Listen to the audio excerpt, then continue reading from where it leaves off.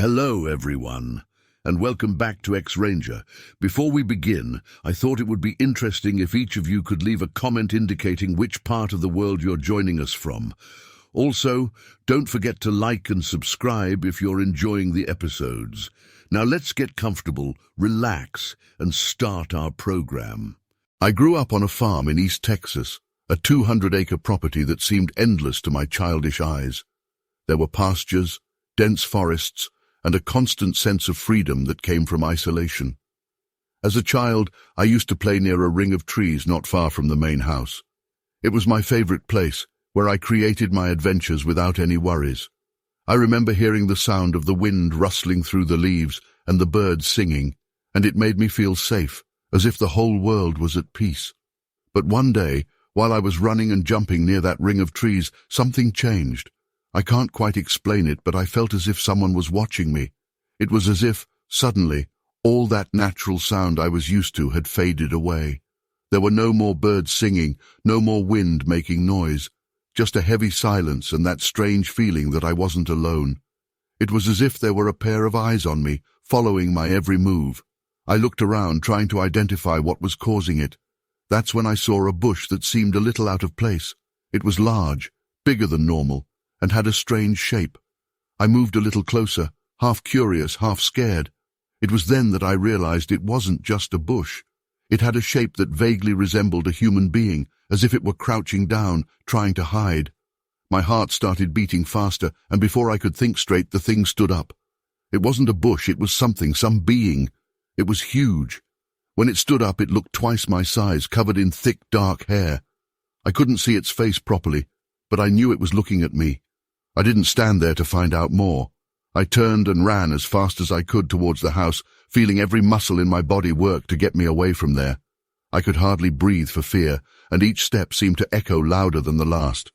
When I finally got home, I ran through the kitchen door and found my father. I told him what I had seen, or at least tried to explain, still out of breath. He just laughed and said it must be one of the cows that had strayed from the herd. But it wasn't a cow. I knew that. There was nothing in that field that could look like what I saw. But my father didn't care and went about his business while I stood there shivering, trying to process what had happened. After that day, I avoided the tree ring. Something inside me told me that it wasn't safe anymore, that it wasn't my place to play. I always stayed close to the house, and I began to notice other strange things happening. At night, I would sometimes hear sounds coming from the forest. They weren't the sounds of normal animals, coyotes or owls. They were low, deep grunts, as if something big was moving through the trees, something that didn't want to be seen. My mother even commented a few times that the farm dogs would get agitated at night, barking at something she could never see. Whenever this happened, they would run to the opposite side of the forest, as if they were afraid. My parents thought it was just some kind of predator, maybe a bear, although that's not common in this region. But I knew there was something more there. The feeling of being watched never went away completely, even when I was indoors. Over time, even the animals began to act strangely. Our cows, which used to graze peacefully, began to avoid the area near the ring of trees. It was as if there was an invisible line that they wouldn't cross. At night, I would sometimes hear them mooing, as if they were frightened, and in the morning we would find some of them well away from where they were supposed to be. It seemed that something was scaring them away. There was one night in particular that really struck me. I was lying in bed, trying to sleep, when I heard that grunt again. But this time, it was closer. So close that it sounded like it was coming from the backyard, just beyond my bedroom window. I curled up under the covers, trying not to make any noise, even trying to control my breathing. The sound stayed there for a while, and I could have sworn I heard heavy footsteps on the ground, as if something was walking around the house. The next morning, I went out into the yard to see if I could find anything. My heart almost stopped when I saw that there were marks on the ground. They were big. They looked like footprints, but not those of a human or any animal I knew. They were wide, deep, and headed towards the ring of trees before disappearing into the vegetation. I called my father over to see, but he just shrugged, saying that it was probably just some animal passing by. It wasn't just some animal. I knew that. After that day, I became even more scared of going out alone on the farm. That feeling of being watched, of something lurking, stayed with me for a long time. Even years later, when I was a teenager, I still avoided that ring of trees. And every now and then, when I was alone, I still had the impression that something was there, watching me from afar. The last strange thing I remember happened just before I left home to go to college. One night, all the dogs started howling at the same time. It wasn't a warning bark, it was a long, sad howl, as if they were warning about something. My father went out with his flashlight to see what was happening, and I followed, somewhat begrudgingly. As we walked through the grounds, I could feel that chill run down my spine again. We didn't see anything, but the dogs kept howling until dawn, as if they knew something we couldn't see. To this day, when I go back to visit my parents, I avoid that area of the farm. I try not to think too much about what I saw that day, but it's hard. The image of that thing rising from the bushes is still etched in my memory. I know that many will say that it was just my childish imagination, that I mistook something ordinary for something extraordinary. But I know what I saw, and the feeling of being watched, the sudden silence, the strange sounds in the forest. All this makes me believe that there was something else there. I don't know if it was really a Bigfoot or something else we can't explain, but I do know one thing. After that day, I never felt completely safe on the farm. That piece of land, which used to be my private paradise, turned into something strange and unknown. And to this day, when I think about it, I feel the same shiver that I felt that afternoon, as if somehow I'm still being watched.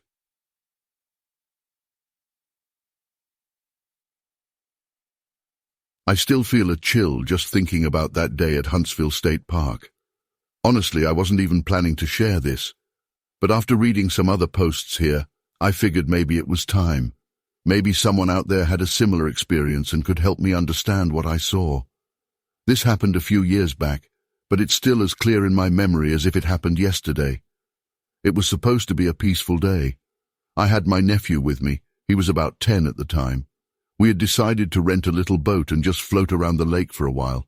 It wasn't anything fancy, just one of those rowboats you could get at the rental stand near the camping area. We had spent most of the morning fishing, but the fish weren't really biting, and my nephew was getting a little restless. So I thought, why not just paddle around, enjoy the quiet of the water, and maybe explore some of the less crowded parts of the lake. We headed toward a more secluded area, away from the other campers and boaters.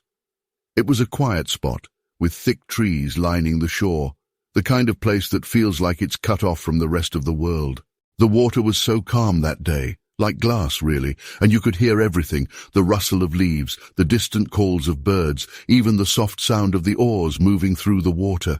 I remember thinking how perfect everything felt, like it was just us and nature. Then I saw it. At first it was just a shape, something dark against the bright green of the trees. I remember squinting, trying to make sense of what I was seeing. It wasn't like any animal I'd ever seen before. It was tall, at least 6 or 7 feet, and covered in what looked like shaggy, dark brown hair. My first thought was maybe it was someone in a ghillie suit, but there was something about the way it moved. Fast, but awkward, almost like it wasn't used to being seen. My nephew didn't notice it at first. He was busy fiddling with his fishing rod. But I couldn't take my eyes off it. The thing stepped out of the tree line, just for a second, and that's when I got a good look at its face. It wasn't like a bear, and it wasn't like a person either. It had these deep-set eyes, almost black, and I swear there was this moment when our eyes locked.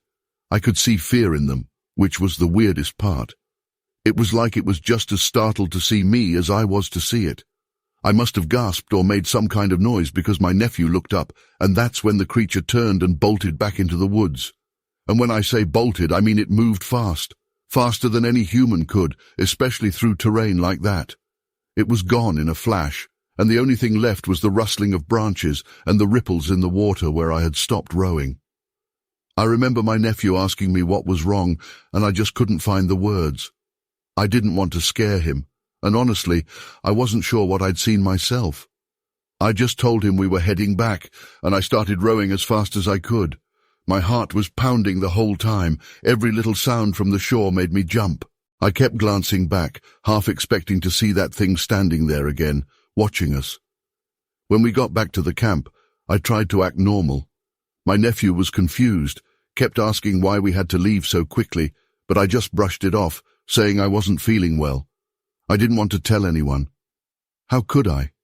Who would believe me? Even now I feel a little ridiculous writing this out, but I know what I saw. That wasn't a bear, and it wasn't some guy in a costume trying to mess with people. That night I barely slept. Every little noise outside the tent made me tense up. I kept replaying that moment in my head, those eyes staring at me. There was something so human in them, but at the same time so not. It's hard to explain. It's like it knew I was there and it didn't want me to be, like I had crossed some kind of line and it was warning me. After we got home, I did tell my sister, my nephew's mum, about what happened, but I downplayed it. I said I thought I saw something strange, maybe a big animal, and it spooked me. I could tell she didn't really believe me, and honestly, I don't blame her. If someone else had told me this story, I'd probably be skeptical too. But I haven't been back to Huntsville since. I know it sounds silly, but I can't bring myself to go near that lake again. Every time I think about going, I remember those eyes and the way they seem to look right through me. It's like they're burned into my memory, and no matter how much time passes, I can't shake that feeling of being watched.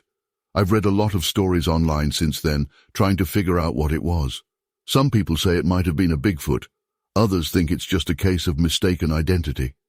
I'm not sure what to believe, but I know one thing for sure. What I saw was real. It wasn't my imagination, and it wasn't just a trick of the light. Sometimes I think about how scared it looked, and I wonder if maybe it's out there, just trying to stay hidden, as terrified of us as we are of it. I don't know. I guess I'll never really have an answer, but I've kept this to myself for so long, and it feels good to finally get it out there. Maybe someone else has seen something similar. Maybe I'm not alone in this. If you've ever been to Huntsville State Park and seen something strange, I'd love to hear about it. I still don't know what to make of it all, but maybe together we can figure something out. Thanks for listening.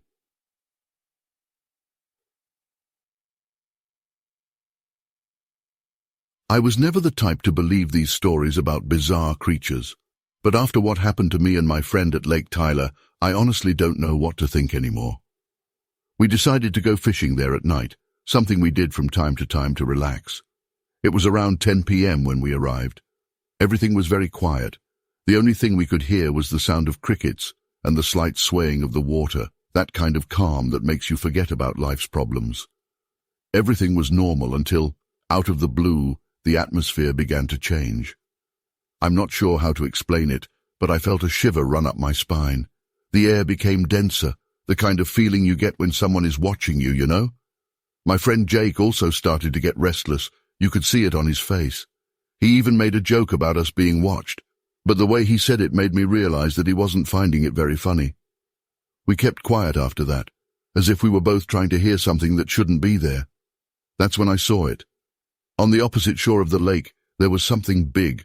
I'm not talking about a deer or some ordinary forest animal. It was very tall and covered in dark fur. At first I thought maybe it was a shadow, some tree swaying, but no, it moved, and definitely not. It moved, and it definitely wasn't an animal I'd seen before. The shape was big, tall, upright, and I could tell it was something walking on two legs, a bit clumsy, but fast enough to make my heart race. I tried to warn Jake, but he had already noticed. He just looked at me and muttered, "Do you see that too?" And we stood there, paralyzed, watching the thing move along the shore. It was as if it was watching us too, as if it knew we were there. When the creature turned towards us, I almost lost control. We didn't even blink. We just stared, waiting, I don't know, for a movement that would tell us what to do. Suddenly, the creature let out a low sound, something between a growl and a moan, which echoed across the lake and left me completely panicked.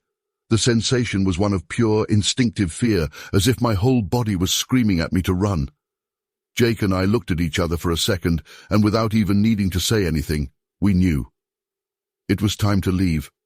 I grabbed my fishing gear as quickly as I could, but ended up dropping half of it when I heard that sound again, this time louder. We ran out to the car. My heart felt like it was going to burst out of my mouth, and I clearly remember how loud my breathing seemed, mixed with the sound of our footsteps crushing the leaves on the ground. When we finally got into the car, Jake started it so fast that the wheels skidded in the mud before he got traction and drove off. Nobody said anything the whole way back. It was as if none of us had the courage to talk about what we had just seen, as if putting it into words would make it even more real. When I finally got home, my wife realized that something was wrong. I couldn't hide the dread on my face. I told her what had happened, but I don't think I was able to process it properly myself. I tried to calm down, but there was something inside me that wouldn't let me relax. It was as if that thing was still around, watching me. Later that night, around 2 a.m, my wife woke me up, pale and shaking. She said she heard something outside, something heavy, walking around the house. I was a bit groggy, trying to understand, but when I heard the noise at the window, my blood ran cold. It was as if someone, or something, was knocking slowly, almost trying to see if anyone was awake. The sound was low, but enough to leave you paralyzed in bed. I got up slowly, trying not to make a sound, and went into the living room. When I got there, I heard footsteps outside, heavy footsteps that seemed to be moving around the house. My wife was right behind me, holding the phone, but we didn't know who to call. What were we going to say? That there was a monster walking around the yard? Who would believe that? I looked through the gap in the curtain, and for a second I swear I saw a huge shadow pass by the window. The worst moment was when it reached the front door. I heard the sound of knocks, strong, not like someone trying to get in, but as if they were testing the resistance. My heart raced again, and my wife began to cry quietly. I didn't know what to do. We stood there in silence, just waiting. The noise continued for a few minutes, rhythmic beats, and then suddenly it stopped, as if it had never happened. The thing just went away. We stood there for over an hour, not daring to move. Every little sound in the house made us jump with fright. When silence finally returned, I felt a sense of relief, but at the same time an even greater fear. It was as if we knew that it wasn't over, only that for some reason we had been lucky this time. Since that night, I've never been back to Lake Tyler. The thought of driving down that road again puts a knot in my stomach. I know what I saw, and I know it wasn't something that was supposed to be there. The way it watched us, the feeling of being hunted, is something I'll never forget. My wife still has nightmares about the knocks on the door. And what about me? I still feel that somehow it's not over, as if one day it could come back. I know that for a lot of people, all this may seem like just another fisherman's story, but believe me, I would have given anything not to have seen what I saw that night. Even today, just writing this, I feel my body tense up, as if something was watching me again. I don't know what it was, but I hope I never have to find out.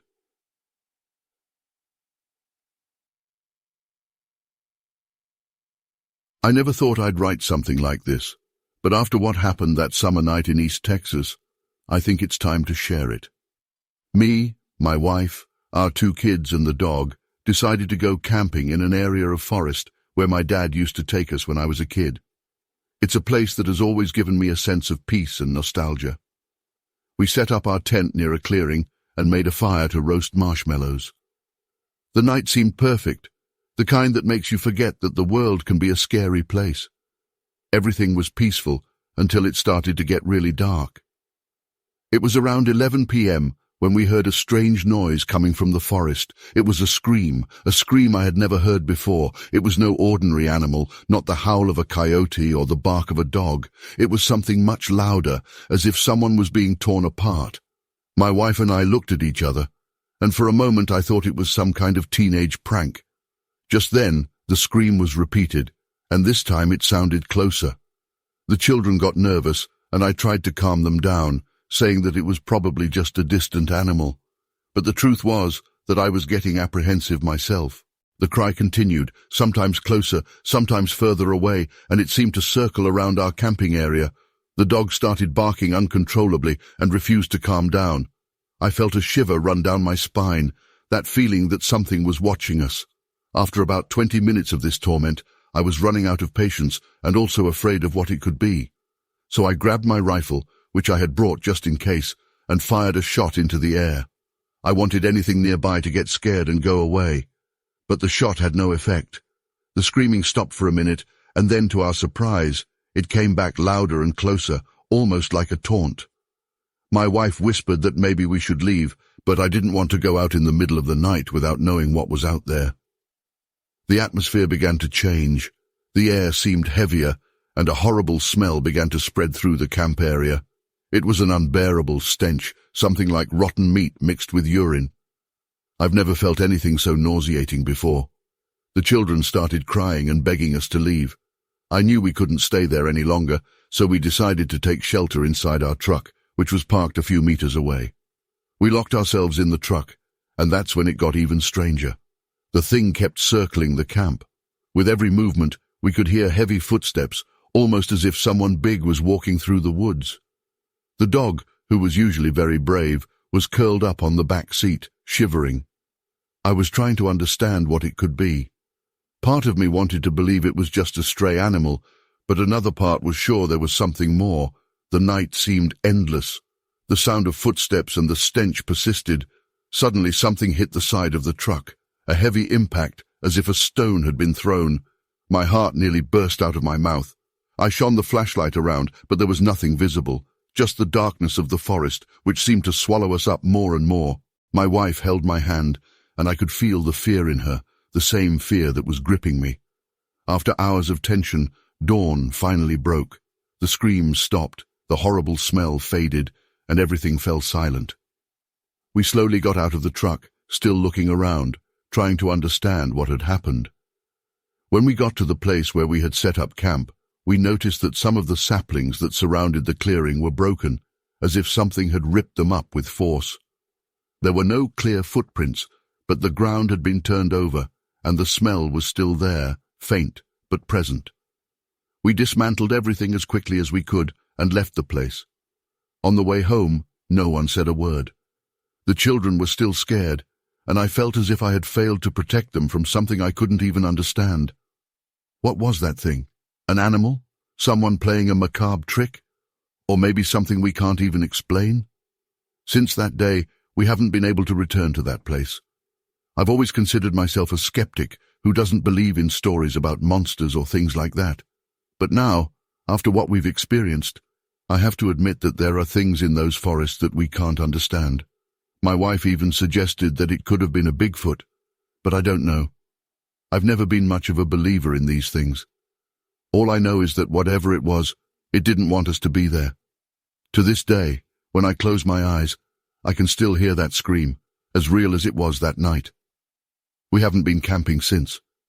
Maybe one day I'll try to better understand what happened, but for now, I prefer to keep my family away from the forests. No matter how much I try to rationalize it, something about that night tells me that we were warned to stay away. I share this here because I know that some people have been through similar things. Maybe someone out there has an answer, or maybe it's just a way to get some of this weight off my chest. I don't know what's hidden in the forests of East Texas, but I'm sure that whatever it is, it's best not to mess with it.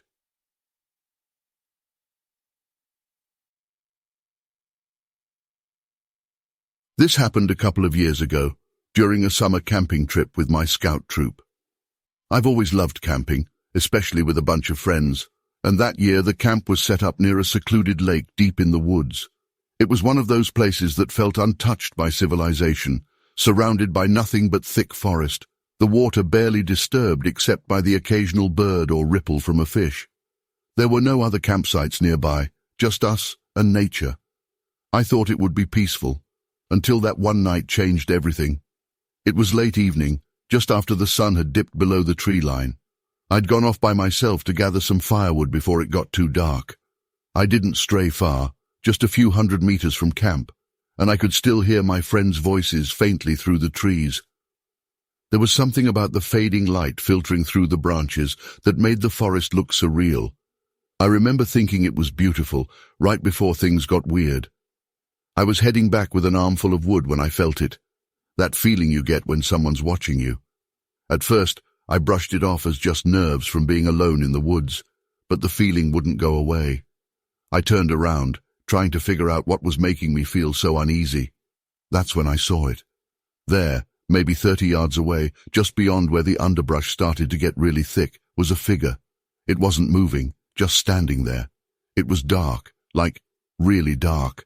I remember squinting, trying to make out details, but it was like the thing was covered in shadows, even though there was still enough twilight to see clearly. The thing was tall, and I mean way taller than any person I'd expect to see out there. It was bulky too, like it had broad shoulders, and it was covered in something that looked like thick fur. My first instinct was to call out, thinking it was one of the guys from camp playing a prank. But the moment I opened my mouth, I realized how wrong I was. Whatever this was, it wasn't moving like a person. It shifted slightly, almost like it was swaying from one foot to the other, and I could see the way its head turned, like it was looking right at me. My throat went dry, and I could feel my heartbeat pounding in my ears. The air around me suddenly felt heavy, like I could hardly breathe. For what felt like forever, we just stared at each other. I didn't know what to do. Every rational part of me was saying to just walk away, but I was frozen. There was something incredibly unsettling about the way it just stood there, like it had no fear of me, no hesitation. Then, just as I was convincing myself to take a step back, it moved. Not towards me, but away. It turned, almost casually, and slipped into the dense part of the forest, disappearing behind the trees without a sound. That's what got me the most. How something that big could move so quietly, like it was part of the woods itself. I didn't run back to camp, but I walked fast. I didn't want to draw attention to myself by making a bunch of noise, but every step I took, I kept glancing over my shoulder, half expecting to see it again. When I finally made it back, my friends were all hanging out by the fire, laughing, totally oblivious to what had just happened. I wanted to say something right away, but part of me didn't want to sound like an idiot. Who would believe me? So I kept my mouth shut, at least for the time being. That night, I barely slept. Every little noise outside the tent had me on edge, and I couldn't shake the image of that figure just standing there watching. The next morning, I finally told a couple of my friends what I'd seen. I expected them to laugh it off, but instead, they looked kind of freaked out. One of them, Mike, said he'd heard something weird too, like heavy footsteps, when he'd gone to take a leak in the middle of the night. That got everyone's attention, and we decided to check out the area where I'd seen the figure. We went out there, a group of 5 of us, trying to act brave but obviously nervous. It didn't take long before we found something. Right where I'd seen the figure, the ground was soft, kind of muddy from the rain a few days before, and there were these impressions in the dirt. Footprints, but not like any I'd ever seen. They were huge, easily twice the size of my own foot, and they had only 3 toes. The prints were deep too, like whatever made them was incredibly heavy. We all just stood there for a minute, staring at them, and I could feel the fear settling in. This wasn't a prank. No one could fake something like that, not out here. We followed the prints for a bit, but they disappeared into a patch of thick undergrowth, and none of us were brave enough to keep going. On the way back, everyone was quieter than usual, and I could tell we were all thinking the same thing, but didn't want to say it out loud. There was something out there, something that didn't belong. When we got back to camp, we told the rest of the group, and that's when the rumors started flying. Some said it was a bear, others joked about Bigfoot. But none of us were really laughing. We ended up staying one more night, but it wasn't the same. The fun, relaxed atmosphere was gone. Every crack of a branch, every rustle in the bushes had us all on edge. We kept the fire burning all night, and no one wanted to be alone, even for a second. I remember sitting there, staring into the dark woods, just waiting for something to happen, for that figure to come back. But it never did. The next morning, we packed up and left, and I've never been so relieved to leave a place in my life. Even now, I don't know what I saw. I've tried to rationalize it, to tell myself it was just an animal, maybe a trick of the light. But I know what I saw, and I know how it felt, like I wasn't supposed to be there, like I'd stumbled onto something that was better left alone. My friends and I still talk about it sometimes, usually late at night when we're feeling brave. But there's always this unspoken agreement not to dig too deep, not to question it too much. Because the truth is, I'm not sure I want to know what was really out there that night. The footprints, the way it moved, the way it looked at me. It all felt too real, too deliberate. I've been camping plenty of times since then, but I never go off alone anymore. I stick close to the group, and I keep my eyes open. I don't know if I'll ever see anything like that again, and honestly, I hope I don't. It's the kind of thing that sticks with you, that makes you realize just how small you are compared to whatever else might be out there, watching from the shadows.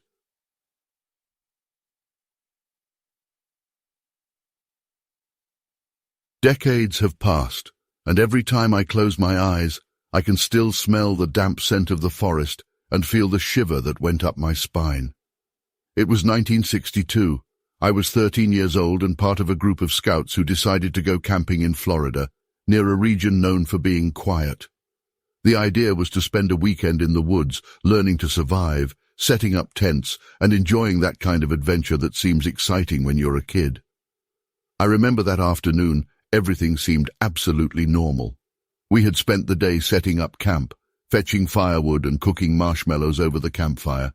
It was that kind of sticky Florida heat, and the cicadas wouldn't stop singing. After dinner, the sun was setting, and we all stood around the campfire telling horror stories.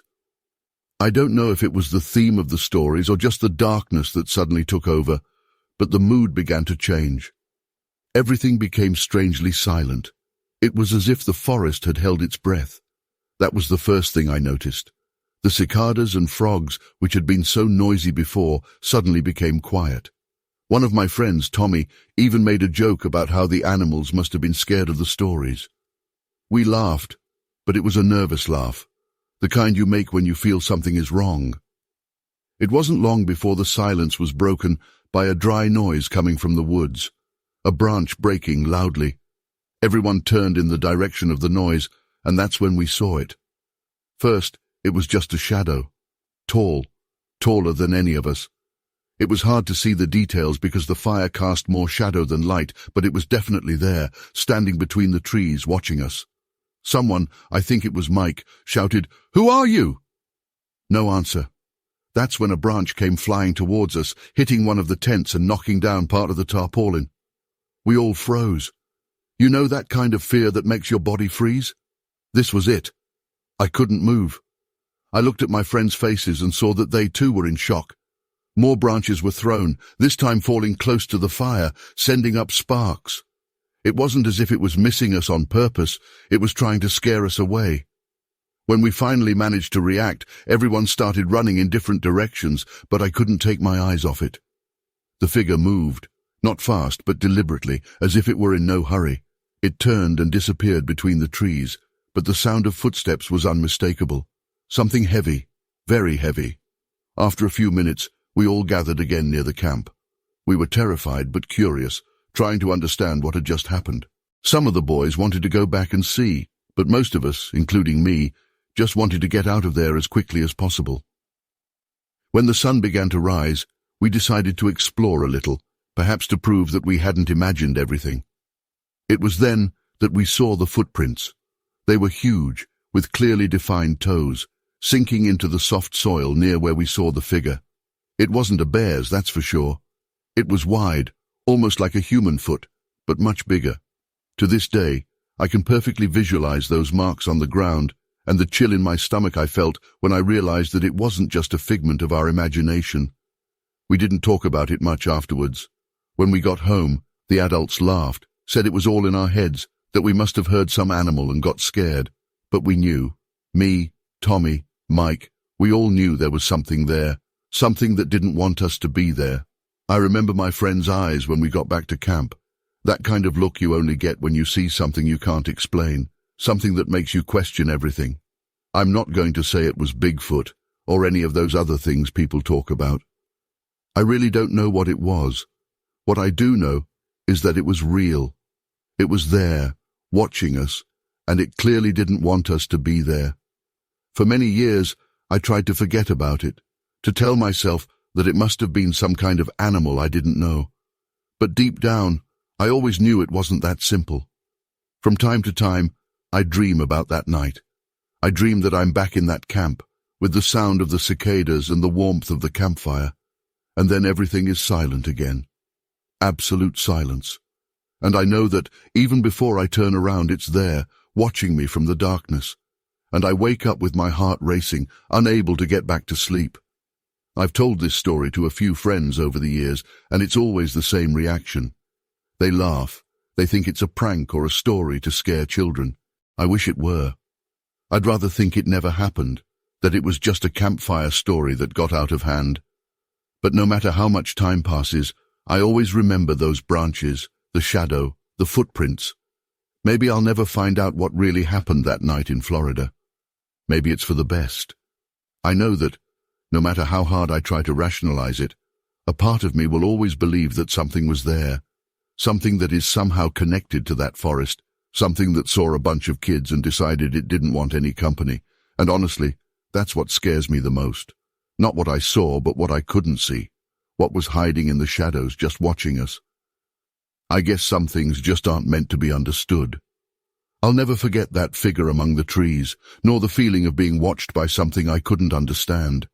And after all these years, this is the only thing I can say for sure. We weren't alone that night.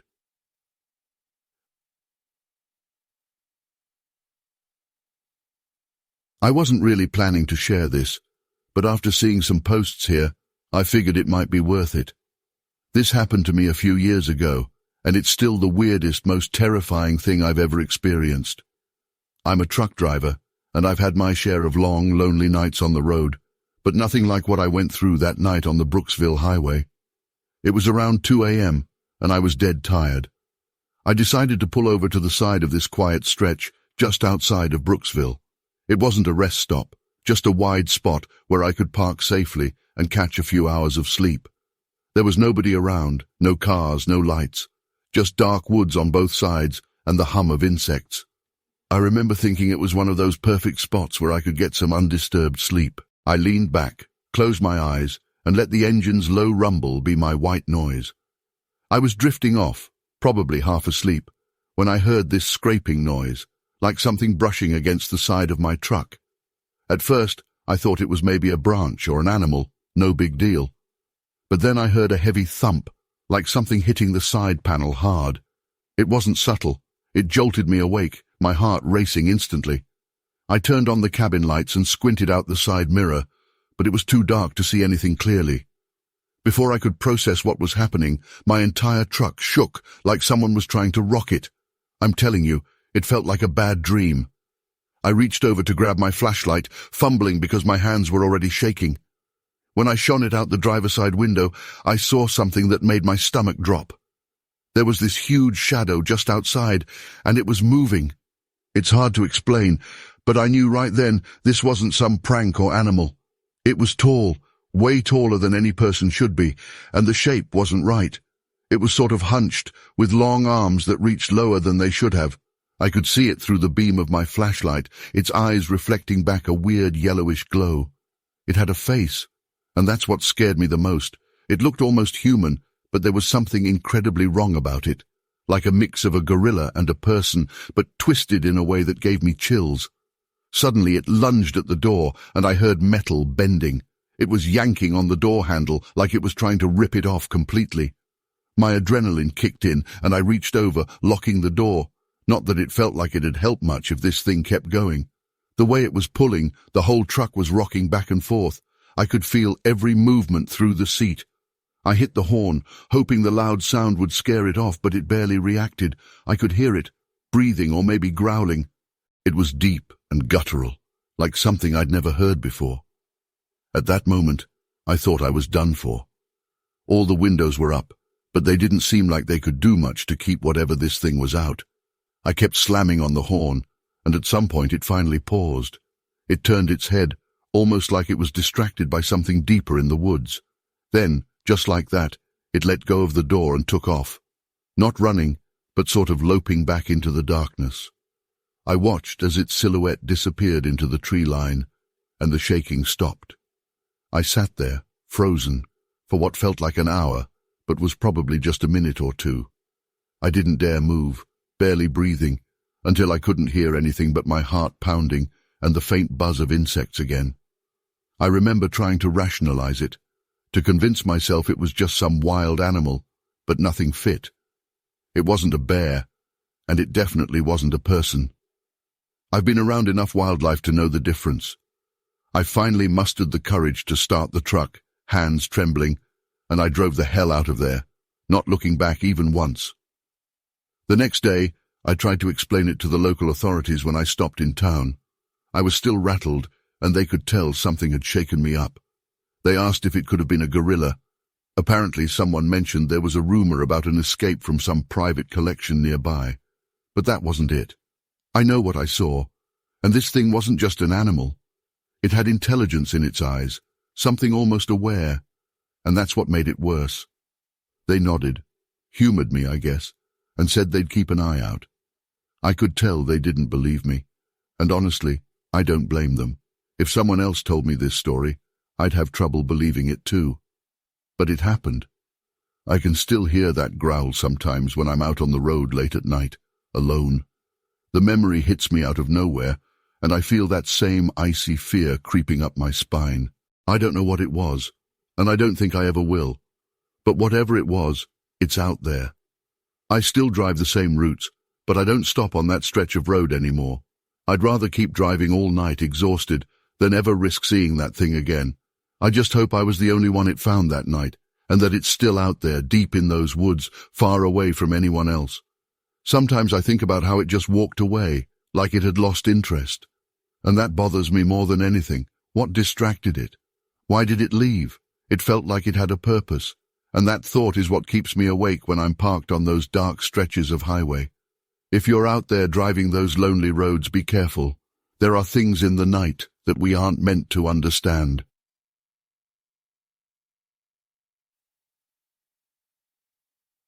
I swear I still get chills just thinking about that night. It was supposed to be a chill weekend, just a getaway to my friend's family farm. You know, the kind of place that's all quiet fields, a lot of open sky, and surrounded by woods that seem endless when the sun goes down. I had gone there a few times before, so nothing really felt out of the ordinary, until that night. We were hanging out in the barn. It was me, my friend Luke, and a couple of others, just sitting around an old portable radio and sharing some beers. The air was still, and the only thing you could hear was the sound of crickets and the occasional cow from the pasture. It felt peaceful, almost too peaceful, now that I think about it. It was that thick kind of silence that almost feels like it's pressing down on you. I didn't think much of it at the time, but now I feel like it was a warning. Out of nowhere we heard this noise. I can't even call it a normal sound. It was a deep, guttural scream that seemed to come from the depths of the woods. It wasn't like an animal or anything I've heard before. It was something between a roar and a howl, mixed with this weird, almost metallic echo. I swear it felt like the ground itself was vibrating beneath us, like something enormous had just made its presence known. We all froze. You could see the fear spread across everyone's faces like a wave. For a second I thought maybe it was just some prank Luke had planned to mess with us, but the look in his eyes told me he was just as freaked out as I was. The cows in the pasture went absolutely berserk, bellowing and kicking at the fences, and honestly, that was enough to convince me, whatever it wasn't friendly. Luke whispered something about getting inside the house, and we all scrambled for the door. I can still remember the way my heart was pounding, like it was trying to beat its way out of my chest. Running across the yard, it felt like the trees were watching us, almost like they were hiding whatever had made that noise. There was something primal about that fear, like I knew deep down that we shouldn't be out there. Once we got inside the farmhouse, we locked every door, every window. Luke's dad came down from his room, asking what all the yelling was about.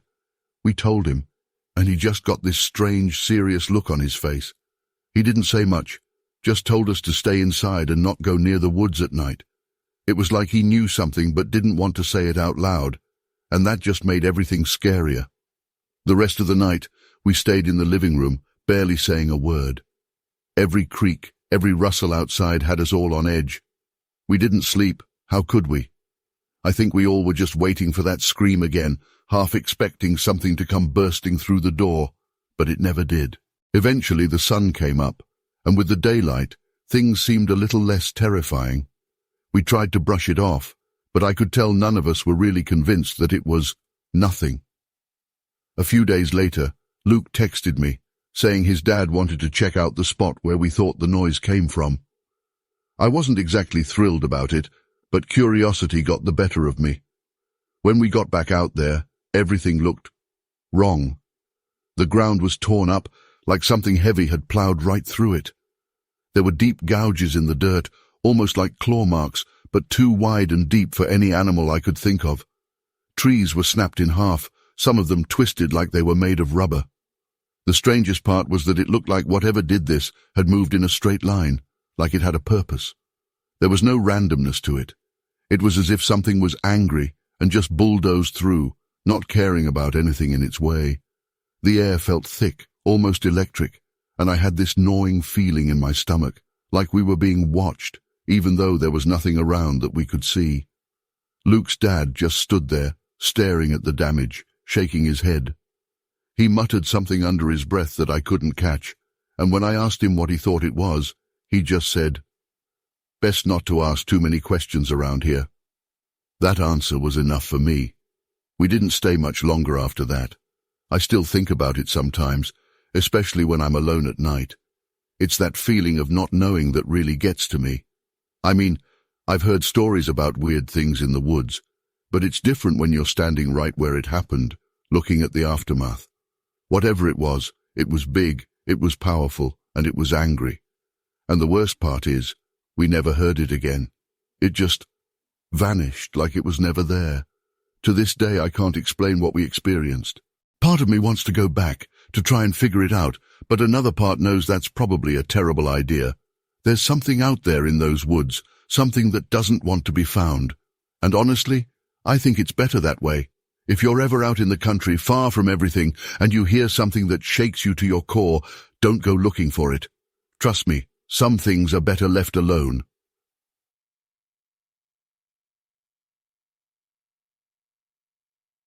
For me, Bigfoot, ghosts and the like were just entertainment to pass the time on lonely nights on the road. But something happened to me that night that I can't forget. And to be honest, I'd rather not even think about it.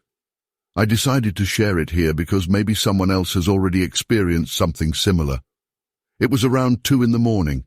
I was driving along a deserted highway in rural Oregon. The road seemed endless, and the darkness all around was almost suffocating. I decided to stop at one of those rest areas in the middle of nowhere. The place was small, with 1 or 2 flashing lights, faintly illuminating a space that could fit a few trucks. There was no one else there, and I thought it would be perfect to take a 20-minute nap before hitting the road again. I pulled the truck over, switched off the engine, and silence took over. The wind was blowing softly, and you could hear the sound of the surrounding trees rustling.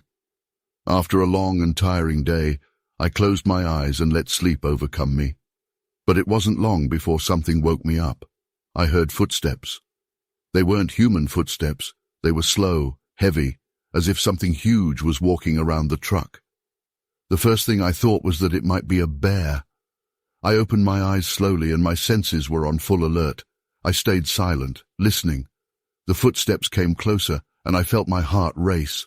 Through the crack in the rearview mirror, I saw a huge shadow. It looked like a bipedal figure, too tall to be a man. My instincts told me to ignore it and not draw attention to myself. I held my breath, hoping that whatever it was would simply go on its way. Then I heard a sound I hadn't expected, a loud scrape against the side of the truck. I felt my heart in my mouth. It wasn't a bear. The shadow moved slowly, and through the rearview mirror I could see a figure covered in fur. It was huge, and the fur was dark, almost blending in with the night. I had the urge to duck, as if that could help me disappear. It was then that I realized I was really dealing with something out of the ordinary. Suddenly, the creature approached the window. I could see its eyes shining, reflecting what little light there was. They were deep and yellow, and there was something about them that chilled me to the core. It wasn't just the fear of something predatory, but a feeling that it knew I was there. I can't explain it, but it seemed to be analyzing me, as if it had some sick curiosity about me. My hands were shaking when I tried to start the engine. The first attempt failed. The engine turned over but didn't start. I felt a chill run down my spine as the thing's eyes remained fixed on me. The creature pressed its hand against the window. It was huge, covered in fur, and its fingers seemed incredibly long. At that moment, I could only think that I needed to get out of there. I tried the engine again and nothing. The thing stood there, breathing heavily, and I could see the condensation on the window. Finally, after what seemed like an eternity, the engine started. As soon as I felt the truck vibrate to life, I shifted into gear and accelerated as fast as I could. I didn't look back. I could hear a muffled scream coming from the direction of the rest area, but I didn't want to confirm what it was. I just kept going, speeding along the deserted road, trying to push that image out of my mind. After a few kilometers, I began to feel safe enough to slow down a little. My heart was still pounding in my throat, and my mind was trying to understand what had just happened. I don't know if it was some kind of animal I'd never seen before, or if it really was Bigfoot. All I know is that it wasn't normal. The way it watched me, as if it had some intention that I couldn't understand. That's what terrified me the most. I reached the next gas station and stopped the truck. I needed to get out, breathe some fresh air, and convince myself that I was safe. I looked at the side of the truck and saw the scratch marks. They were long, deep, as if something very strong had run its claws through them. It kind of confirmed for me that it wasn't my imagination playing tricks on me. Since that night, I've avoided stopping at deserted rest areas as much as possible. I only stop in busy places with people around. Even so, sometimes I still feel like I'm being watched when I get out of the truck in the middle of the night. I've never seen anything like it again, but the fear that it's waiting for me somewhere, hidden in the darkness, has never left me. I'm not saying it was definitely Bigfoot. It could have been anything, but what makes me uncomfortable is that it seemed intelligent. It wasn't just an animal acting on instinct. There was something else there, something I can't describe, and maybe that's for the best. Maybe it's better never to really know what was watching me that night.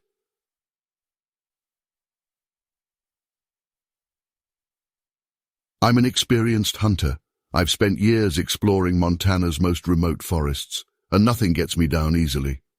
I'm not one to believe in myths. I've always been a practical guy. But what happened in the last week hasn't left my mind, and honestly, I needed to share it here to see if anyone else has experienced something similar. I'm still trying to process it, so I apologize if it seems confusing or rambling. It all happened one freezing night when I was camping alone in a very isolated part of the forest. I already knew the place well. I'd been there several times before, so there was nothing to make me uncomfortable. The moon was high, and I was getting ready to return to camp after spending a few hours walking along the trail. Then I heard footsteps. They weren't light or hurried like those of a deer, and they definitely weren't the heavy footsteps of a bear. They were different. Compassionate, slow, but determined. At first I didn't pay much attention. Maybe it was some smaller animal trying to get away. I kept walking, but the feeling of being followed became more and more uncomfortable. Every time I stopped to listen, the footsteps stopped too, and every time I started walking again, they started again too. The forest was too quiet, which is not usually a good sign. Then came the smell, a smell so strong that it made me choke. It was like the smell of a wet animal, mixed with something rotten, something that simply shouldn't be there. It's hard to describe, but the smell was so thick that it seemed to stick to the air.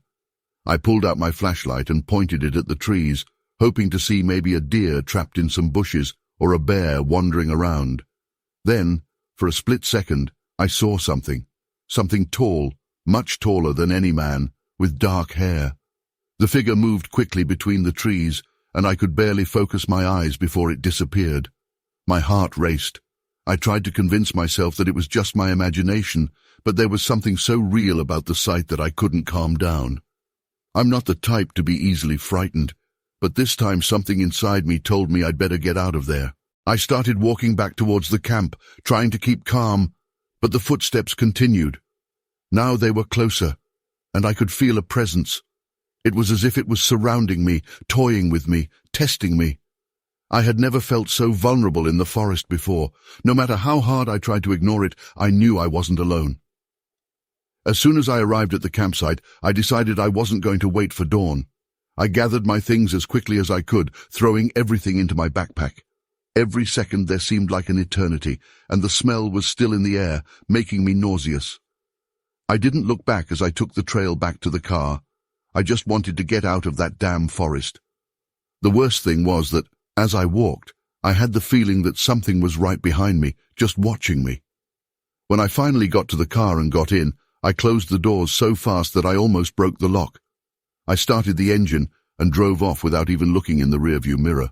I felt ridiculous, like a scared kid with a campfire story, but something about that night had shaken me in a way I can't explain. That smell, that shadow between the trees. It all seemed like something out of a nightmare, but I was awake. When I arrived in town, it was almost dawn. I thought a good night's sleep might make it all seem less absurd. But what really terrified me was that, even in the comfort of my own home, the feeling of being watched didn't go away. I stayed awake for hours, sitting in the dark living room, waiting for something to happen. Every little noise made me jump. It was as if that presence had followed me, as if no matter how far I went, it was still there. Over the next few days, I tried to get back into my routine, but I couldn't get it out of my head. I know it sounds crazy, but it's as if something marked me that night. Whenever I close my eyes, I see that figure moving between the trees, and I can swear I can still smell that horrible smell of a wet, rotting animal. I'm not sure what it was, and I don't know if I really want to find out. All I know is that I'm not going back to that part of the forest anytime soon. I've heard stories from other people about strange sightings, about things that no one can explain. I always thought they were nonsense, the exaggerations of people who have spent too much time alone in the forest. But after what happened to me, I'm not so sure anymore. Maybe there really is something out there, something that doesn't want to be found, but doesn't mind finding us. All I know is that after that night, the forest will never be the same for me. To this day, I wonder what exactly I saw, what was following me. It could have been an animal, it could have been my mind playing tricks on me. But that smell, those footsteps that accompanied mine, no matter how many times I try to rationalize it, none of it makes sense. If anyone here has experienced something similar, please tell me. I need to know that I'm not alone in this, because since that night, I've never felt truly alone.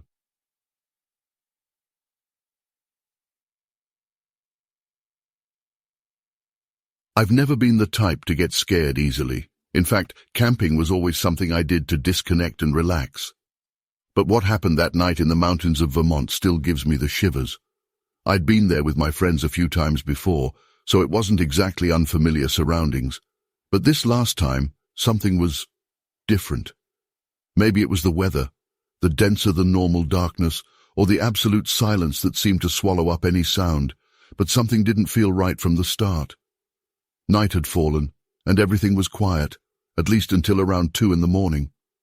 I was trying to fall asleep when I began to hear heavy footsteps coming from somewhere outside the camp.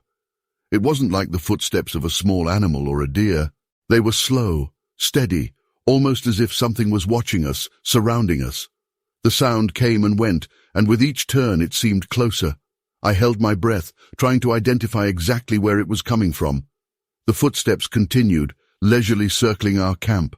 I could feel my heart racing. The tension in the tent was palpable.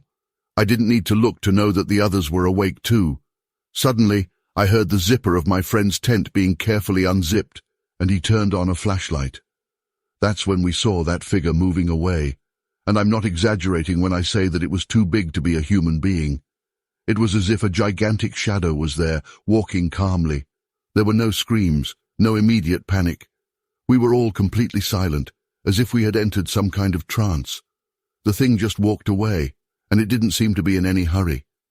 I don't know what was worse, the fact that we saw it or the way it walked away, almost as if it knew we were looking and didn't care one bit. It was as if we were insignificant. After that, everyone knew we couldn't go on. We didn't say anything, we just started packing up. The adrenaline was rushing through my body, and all I wanted to do was get out of there as quickly as possible. As we set up camp, I noticed something on the ground. Footprints. Huge ones, bigger than anything I'd ever seen.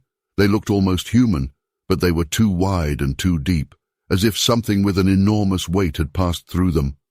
As we walked along the path, trying to get back to the road, a horrible smell accompanied us. It was a rotten smell, as if something was rotting nearby. Every time the wind changed, The smell came back, strong and nauseating. I looked at my friends, and I could see on their faces that they were feeling the same thing. No one said anything, but the fear was visible. We were all just focused on getting out of there as quickly as possible. When we finally reached the car, it was as if a weight had been lifted off our shoulders.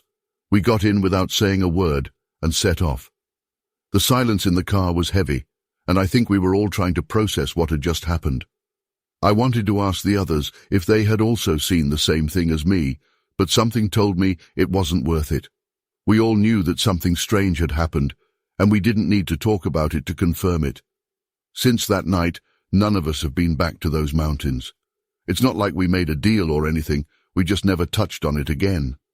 I still like camping, but I can no longer completely relax when I'm in the forest. I always get the feeling that I'm being watched, and any unusual noise sets my heart racing. What scares me the most is how real it seemed. I know a lot of people talk about seeing strange things in the forest, but it's different when it happens to you. It wasn't my imagination, it wasn't some ordinary animal. I can't explain what it was, and I may never be able to, but I know it was there, and I know what I felt. And the fear I felt that night is something I'll never forget. To this day, when I think back to that night, I wonder what exactly was watching us. The way it seemed so aware of our presence, the way it simply moved away when it saw us. It didn't look like an animal running away. It was more like it was leaving us alone, but by choice, as if it had decided that we weren't worth the effort. I don't know what it was, and I may never know. Could it have been Bigfoot? Maybe. Could it have been something else, something we can't even name? Probably. What I do know is that after that night, I never looked at the forest the same way again.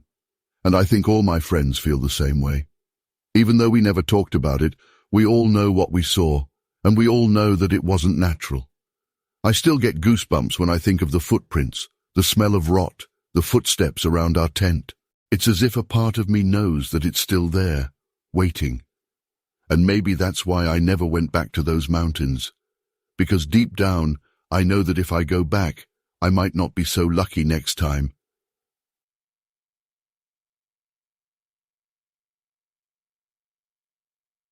I've never been one to post my experiences online, but what happened to me last fall just keeps running through my head, and I figured this might be the place where someone could understand. It's not easy to forget. Believe me, I've tried. But every time I think about going back to that lake, a chill runs down my spine. Maybe sharing this will help me make some sense of it. It all started one Saturday afternoon. I was fishing at this secluded spot in the California wilderness, a small lake surrounded by thick woods. I've always liked places where I can be alone with my thoughts, and this spot was perfect. No noisy campers, no boats, no other fishermen, just the occasional rustle of leaves or the splash of a fish breaking the surface. That day, everything felt normal, peaceful even. The sun was setting, casting that golden glow across the water, and I remember thinking that I should probably pack up soon before it got too dark. That's when I saw it, something across the lake. At first, it didn't even register as something unusual. I thought it was a trick of the light, a shadow from a tree maybe. But as I squinted, I realized it was moving. It was tall, easily over 7 feet, covered in dark, shaggy fur. Just standing there on the opposite shore, motionless, almost like it was trying not to be seen. It was far enough away that I couldn't make out a face, but I could tell it was looking right at me. I told myself not to overreact. There's no way it could be what my brain was suggesting. I mean, Bigfoot. Really? I chuckled to myself, but the unease just wouldn't go away. The longer I tried to ignore it, the heavier the air felt. That sense that someone, something, was watching me grew unbearable. I could feel the hairs on my arms standing on end. I decided it was time to pack up and head out. Fast. I started gathering my gear, trying to keep my focus down on my tackle box, but my eyes kept darting back to that spot across the lake. That's when I noticed it moved, not just shifted, but stepped closer to the water. That's when panic hit me full force. It wasn't curiosity anymore, it was instinct, fight or flight. I wasn't about to stick around and find out what it wanted. My hands were shaking, and I ended up leaving half my gear on the ground, my bait, my cooler, even my favorite rod. I practically sprinted to my truck, stumbling over roots and rocks, just trying to get as far away from that thing as I could. I remember the feeling of my heart pounding in my ears, my breath coming out in sharp gasps. I didn't even look back until I was inside the truck with the doors locked. When I finally glanced over my shoulder, there was nothing there, just the empty, darkening woods. I drove off, tires kicking up gravel, and didn't slow down until I was miles away from that place. I couldn't stop thinking about all the gear I left behind. It wasn't just the money, it was the principle. I didn't want to let whatever that thing was scare me off like that. So, after a couple of hours, I called up my buddy, Rick. I didn't tell him everything, just that I'd seen something strange and needed some help grabbing my stuff. He laughed it off, said I was probably just spooked by a bear or something, but agreed to come with me. When we got back to the lake, it was pitch dark. We had flashlights, and the beams cut through the night, but it still felt oppressive, like the darkness was pressing in on us. We made our way down to the spot where I'd been fishing, and that's when we saw the footprints. Huge, wet prints in the mud, leading from the water's edge right to where I'd been sitting. They were fresh, and whatever had made them had feet at least twice the size of mine. Rick went quiet when he saw them. I think that's when he realized I wasn't just making things up. We grabbed my gear as quickly as we could. The whole time, I felt like we were being watched. I kept swinging my flashlight around, half expecting to catch a glimpse of those eyes staring back at me from the tree line. But there was nothing, just the rustle of the wind through the branches and the distant sound of frogs croaking. Still, it felt like something was there, just beyond the edge of the light, waiting. We didn't stick around to investigate. As soon as we had everything, we got out of there. On the drive back, Rick tried to rationalize it. Maybe it was a bear, or someone playing a prank. But those footprints, they weren't bear tracks, and they definitely weren't human. They had this strange shape to them, almost like a huge, broad foot with long toes. I didn't say much. What could I say? I knew what I'd seen, even if I couldn't explain it. Since that night, I haven't been back to that lake. I keep telling myself I will, that I won't let fear keep me away from my favorite fishing spot. But every time I think about going, I remember that feeling, that weight of being watched, the way it seemed to step towards me like it had finally decided to act. It's not something you forget easily. Even now, when I close my eyes, I can still picture it standing there, half hidden in the shadows, watching. I've done some reading since then, looking up stories about Bigfoot sightings in California. I always thought those things were just myths, campfire stories to scare kids. But now, I'm not so sure. Whatever I saw that day was real. It wasn't just my imagination or a trick of the light. I don't know what it wanted, and I'm not sure I want to find out. I've heard people say that when you see something like that, it changes you. I think they're right. It's like a part of me was left there, on that shore, staring across the water at something that shouldn't exist. And even though I'm miles away, a part of me feels like it's still there, waiting for whatever comes next. Maybe one day I'll get the courage to go back. But for now, I think I'll stick to fishing spots where I'm not the one being watched.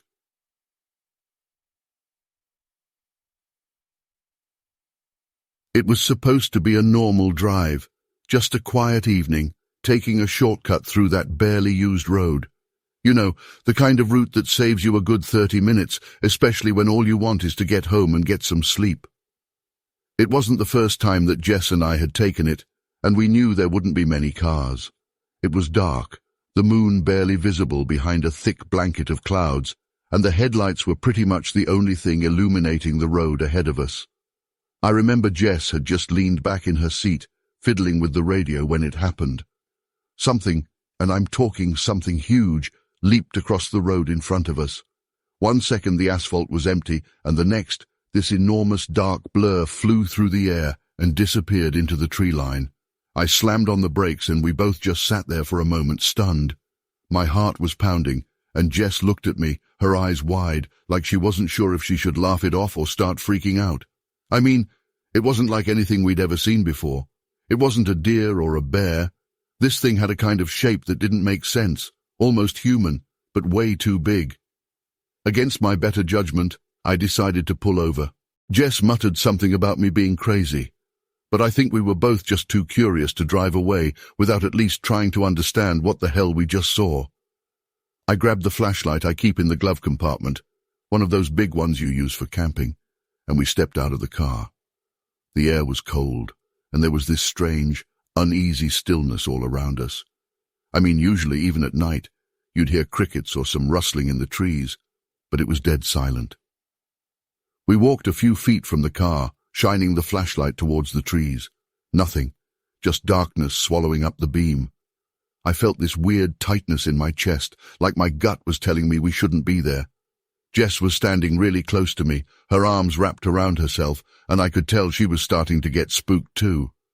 After a few minutes of seeing absolutely nothing, I was ready to call it quits and get back in the car. But that's when we noticed it. This awful smell, like something rotting but worse. It was so strong that it made me gag. Jess covered her nose and looked at me, her eyes watering. "What is that?" she whispered. I didn't have an answer. The smell just came out of nowhere, thick and putrid, and it made the hairs on the back of my neck stand up. That's when we heard it, a low, deep grunting sound, almost like a growl coming from somewhere in the trees. It was so deep that I could feel it in my chest, vibrating like it was echoing through the whole forest. Jess grabbed my arm, her nails digging into my skin, and I knew we had to get out of there. We rushed back to the car, and I fumbled with the keys for what felt like an eternity before finally getting the door open. Jess was practically screaming at me to hurry up, and I didn't need any convincing. We got in, and I hit the gas, the tires kicking up gravel as we sped away. My hands were shaking on the wheel, and Jess kept looking back, like she was expecting to see something charging after us.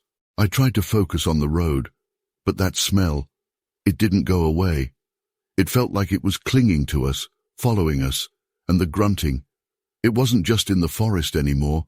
It was like it was moving with us, echoing from somewhere behind, and every time I looked in the rearview mirror, I half expected to see something in the darkness chasing us. The road felt endless, and my mind was racing. What was that thing?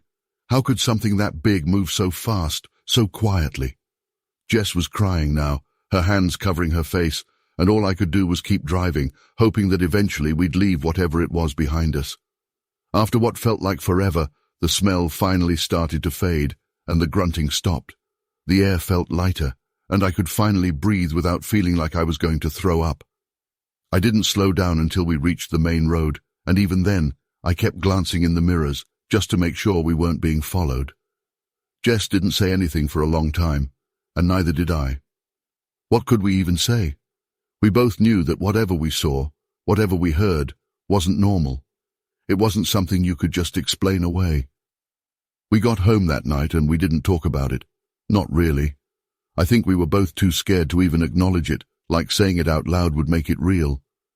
I remember Jess just went straight to the shower, probably trying to wash off that awful smell, and I sat in the living room, staring at the wall, replaying everything in my head. The way it moved, the way it sounded, it just didn't make sense. None of it did. We never took that road again at night. Hell, we barely took it during the day after that. Even now, years later, I still get chills thinking about it. Sometimes, when it's late and I'm driving alone, I'll catch myself glancing at the trees, half expecting to see that shape again, that dark blur leaping across the road. I've read stories, heard people talk about things they've seen in the woods, but nothing ever quite matches what we saw that night.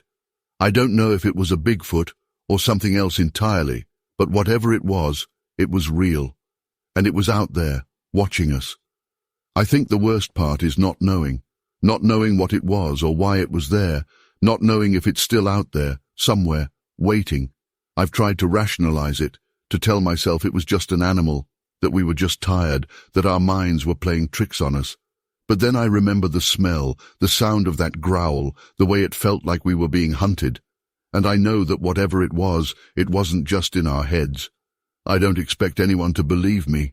Honestly, I'm not even sure I'd believe it if I hadn't been there myself. But it happened, and I don't think I'll ever forget it.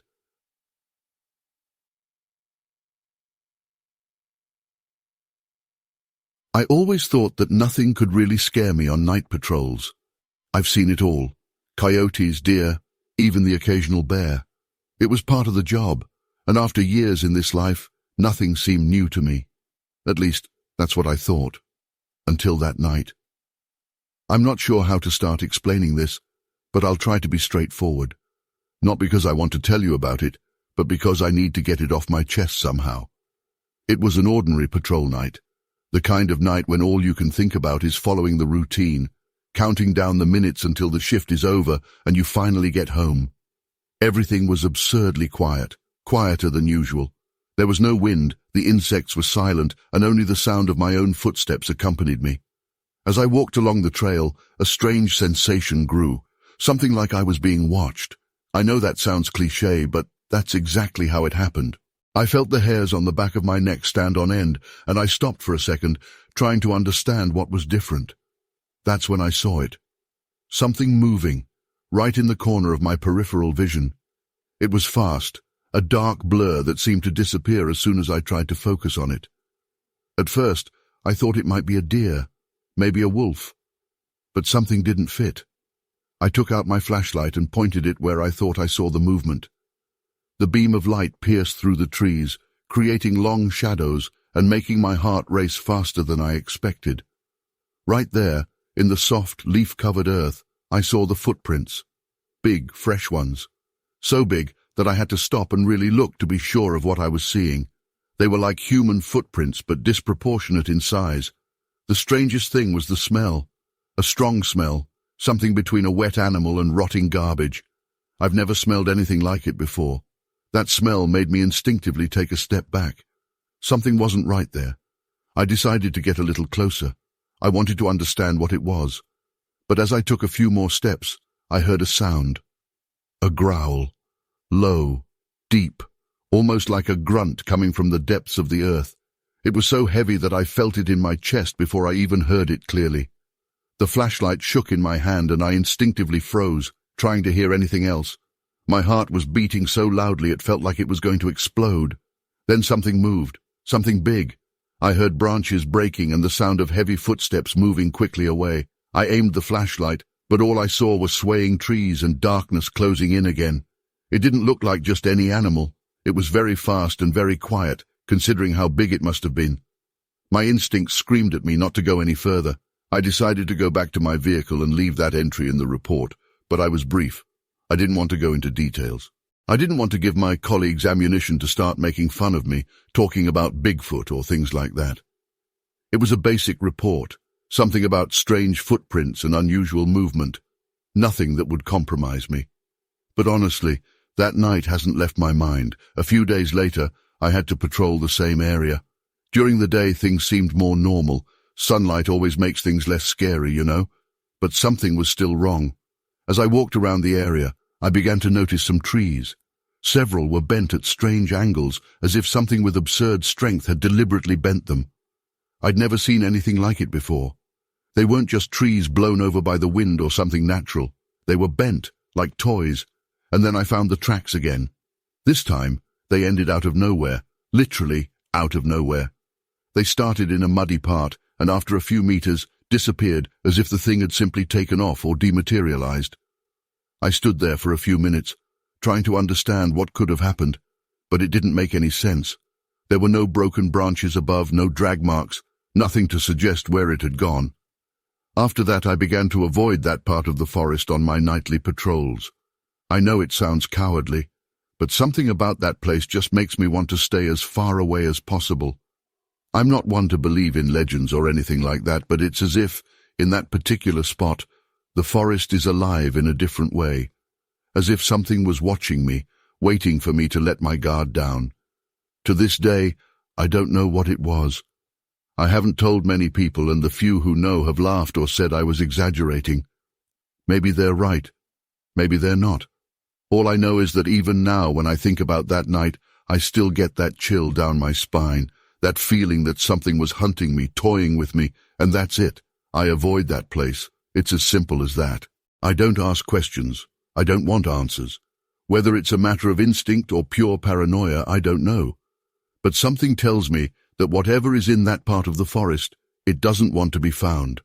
And honestly, I'd rather it stayed that way.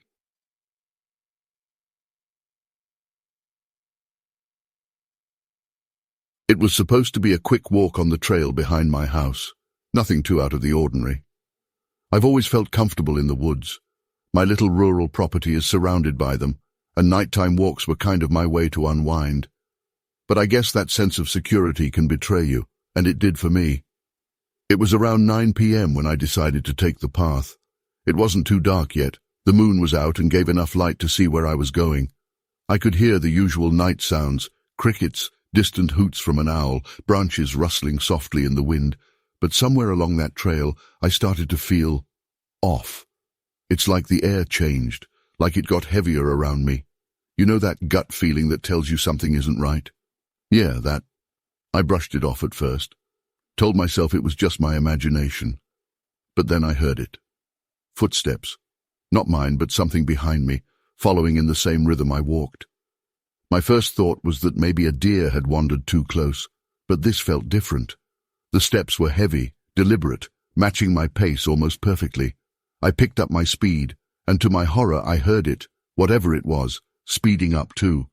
I wasn't ready to turn around and look. Fear crept into my chest like ice, and my mind was racing. When the trail curved, I took a glance over my shoulder. I swear to God I saw it, a tall, dark figure, almost blending in with the trees, slipping back into the shadows. It was massive, much bigger than any person I've ever seen, and the way it moved, it wasn't normal. My heart was pounding at this point, and I could feel the sweat beading on my forehead despite the cool night air. I knew I had to get home and fast. I basically jogged the rest of the way. I didn't dare look back again. When I finally saw the lights of my house through the trees, it was like a wave of relief washed over me, but it was short-lived. I got to my gate, and right there, in the patch of dirt leading to the entrance, I saw them. Footprints. They were deep, much deeper than any normal person could make, and they were wet, like something had just come out of the creek that runs nearby. I stood there for a second, my hand trembling as I tried to unlock the gate. The smell hit me then. It was a rank, musky odor, like wet fur mixed with something rotting. I'd never smelled anything like it before. I finally got the gate open, rushed inside, and slammed it shut behind me. I locked every door and window in the house that night. I even turned off the lights and just sat there, listening, trying to hear if whatever it was had followed me all the way to the house. It was dead silent, but I swear I could still feel it out there, somewhere. The next morning, I went out to check the yard. The footprints were gone, but the smell lingered near the edge of the woods. I tried to convince myself that it was just an animal, maybe a bear, but deep down I knew it wasn't. The shape I saw was too human-like, too calculated in its movement. Over the next few weeks, I noticed that same smell from time to time, always close to the tree line, almost as if it was watching, waiting. It never came closer, but it was there. I could feel it. I stopped walking the trail after sunset. During the day, sure, but once the sun even started dipping, I stayed indoors. My friends think I'm being dramatic, that maybe I'm just letting my imagination run wild. But I know what I heard, what I saw. It's hard to describe the feeling, knowing that something's out there, something you can't explain. The woods, which used to feel like home, now felt like something else entirely. One night, a few weeks after that first encounter, I was sitting on my porch, just trying to enjoy the evening. I heard it again, a branch snapping, the same deliberate footsteps. I didn't see anything this time, but the smell came back, stronger than ever, like it was reminding me it was still there. I got up and went inside, locking the door behind me. I haven't sat on my porch at night since. It's been months now, and the smell has stopped, at least for the most part. But every once in a while, I'll catch a faint whiff of it when I'm out in the yard, and all the fear comes rushing back. I don't think it's gone. I think it's just waiting, keeping its distance, and that scares me more than anything. It's like it knows I'm aware of it, and it's playing some kind of game. People always talk about how beautiful it is living out in the country, the peace, the quiet. I used to feel that way too. But now, every time the sun starts to set, I can't help but feel like I'm being watched. It's a feeling that's impossible to shake, like an itch you can't scratch. I don't know if I'll ever feel comfortable here again, not after that night. I wish I could end this with some kind of resolution, some clear explanation of what happened, but I can't. All I know is that something real, was out there, and it's still out there, and whatever it is, it knows where I live.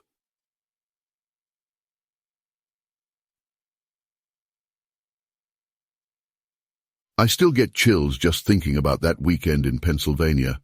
Honestly, I've tried to forget about it, but every now and then it creeps back into my mind, especially when I'm alone at night. It was supposed to be a simple getaway, just me and a few friends renting a cabin to relax and escape the city noise for a few days. We weren't looking for anything crazy, just some time away from everything. But whatever we found that night, it was something none of us have been able to explain since. The cabin was nestled deep in the woods, with nothing but dense forest surrounding it.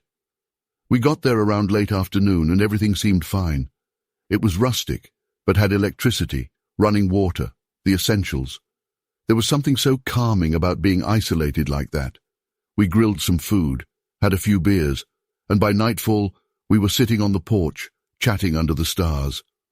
The air was crisp, and you could hear nothing but crickets and the occasional rustle from a small animal in the woods. It felt like the kind of weekend we'd all needed.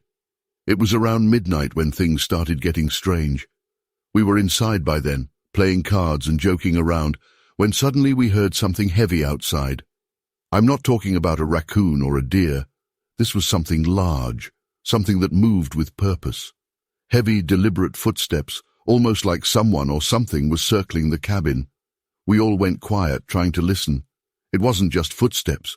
There were scratching sounds like nails or claws against the wooden walls. At first, we thought it might be a bear.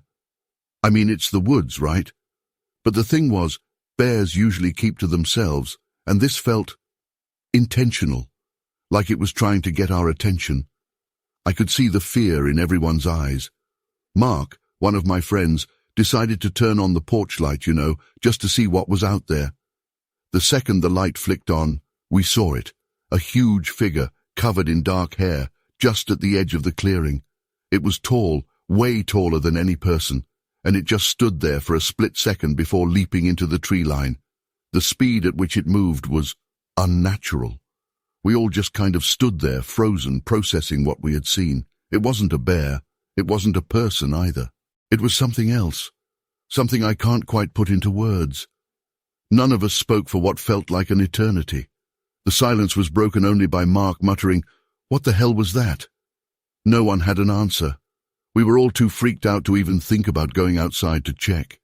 We just locked the doors, closed the blinds, and tried to pretend like everything was okay, but you could feel the tension in the air. Nobody was laughing anymore. That night, sleep was impossible.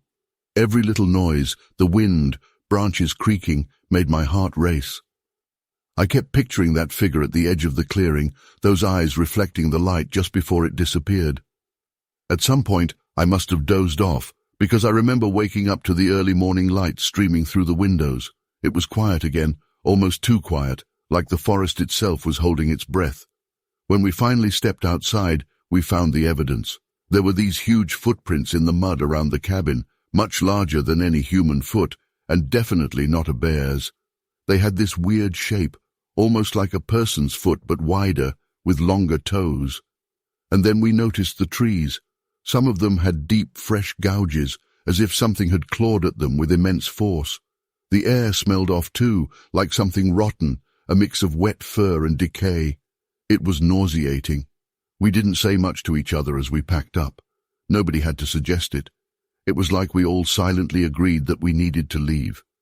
The plan had been to stay until Sunday, but there was no way any of us wanted to spend another night there. The whole place felt wrong, like we were being watched.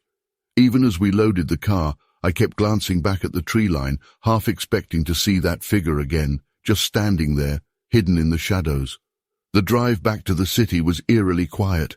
Usually we'd be joking around, making fun of each other, but this time no one said a word. It was like we all knew that whatever we'd seen, whatever had happened, wasn't something we could just laugh off. I think we were all trying to make sense of it in our own heads, but there was no making sense of it. It didn't fit into any box I had for things that were supposed to exist in the world. We never really talked about it after that. I mean, once or twice Mark brought it up, but it always felt like the conversation would just die. Like none of us wanted to admit what we'd seen because admitting it would make it real. I've read about Bigfoot before, those stories people tell, but I never thought I'd have one of my own. And honestly, if I hadn't been there with my friends, if I'd been alone, I'd probably have convinced myself I imagined the whole thing. But I wasn't alone. We all saw it. We all heard it. And to this day I can't explain it. I don't know what it was out there in those woods, but I know it wasn't something natural, not something that belongs in the world as I understand it. Sometimes, late at night, I still hear those footsteps in my mind, that heavy, deliberate thud circling the cabin. I don't think I'll ever go back to the woods again. Not after that. The weirdest part is that, after all this time, it still feels like an unfinished story. Like whatever it was out there is still waiting, hidden somewhere deep in the forest. And maybe it is. Maybe it's better that we never find out.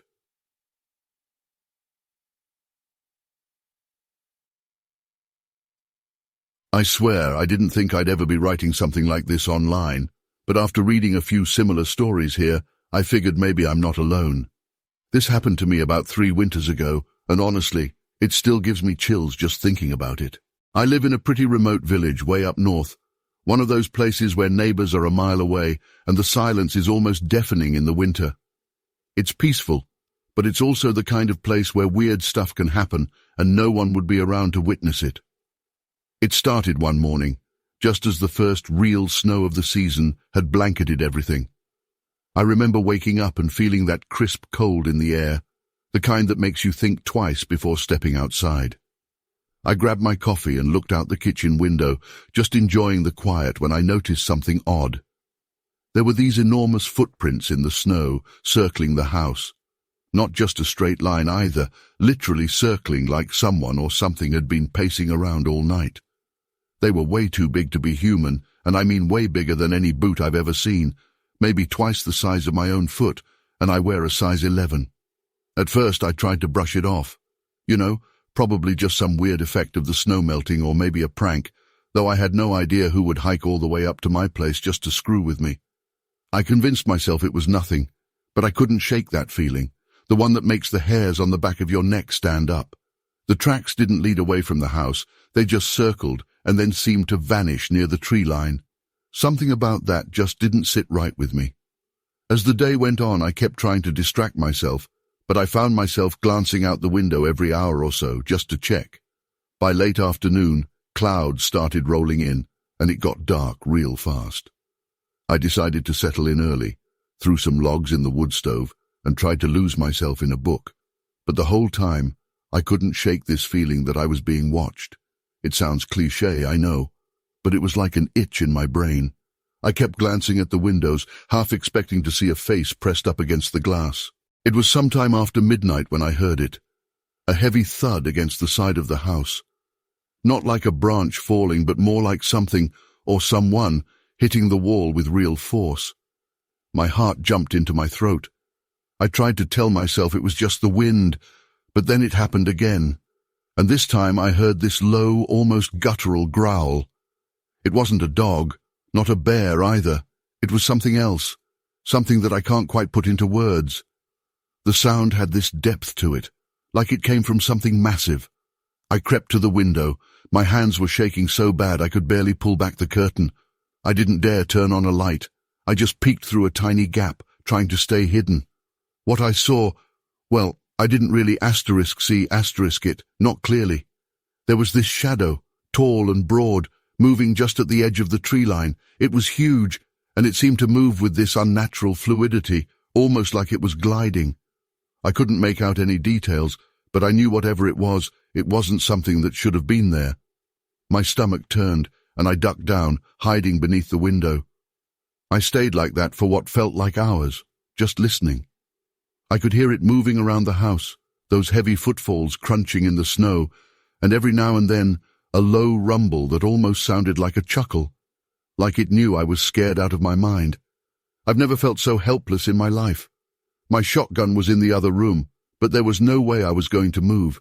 I just stayed there, curled up on the floor, heart pounding, trying to convince myself that if I stayed quiet enough, it would just go away. Eventually the noises stopped. I don't know when exactly. I must have dozed off at some point because the next thing I remember is waking up to the first light of dawn seeping through the window. The house was quiet, and for a moment I thought maybe it had all been a bad dream. But when I worked up the nerve to look outside, The tracks were still there, even more of them now, like whatever it was had spent hours circling the house, sometimes coming right up to the walls before moving away again. The weirdest part? By midday, the tracks were gone. Not covered by snow or anything, just gone, like they had never been there. I even went outside to check, and there was nothing, not even the indentations from the night before. It was like whatever had been there had decided to wipe away any sign of itself. I've never been able to explain it. I told a friend once, and he laughed it off, said it was probably just my mind playing tricks on me. But I know what I heard, and I know what I saw. Since that night, I've never felt the same about this place. During the day, it's still my little slice of paradise, quiet, peaceful, everything I always wanted. But at night, especially when the snow falls and everything gets too quiet, I can't help but feel like I'm not alone. I haven't seen it again, whatever it was, but I make damn sure I'm never without a loaded shotgun, and I don't stay here alone if I can help it. Maybe it was a Bigfoot. Maybe it was something else entirely. I honestly don't know. I've read a lot of stories since then, and some of them come close to what I experienced, but nothing quite matches.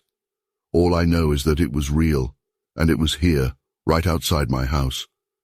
I still get that feeling sometimes, like something's watching from the woods just beyond the trees. I've learned to trust that feeling. It's the kind of thing you don't ignore, not after a night like that.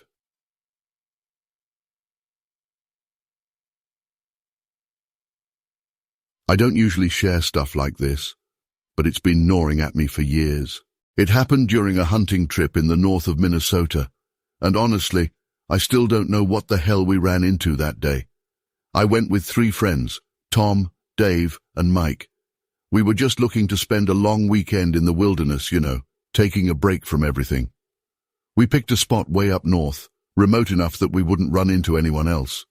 The first couple of days were chill, just guys being guys, cooking over the fire, making dumb jokes, and hiking deeper into the woods during the day. It was the 3rd day that things got weird. We woke up early, packed our stuff, and decided to follow a trail we hadn't explored yet. That's when we saw them, these massive footprints in the dirt right along the path. At first we thought it might be a bear, but these were different, longer, wider, and not quite right. They looked almost human but absurdly large, like someone was walking barefoot.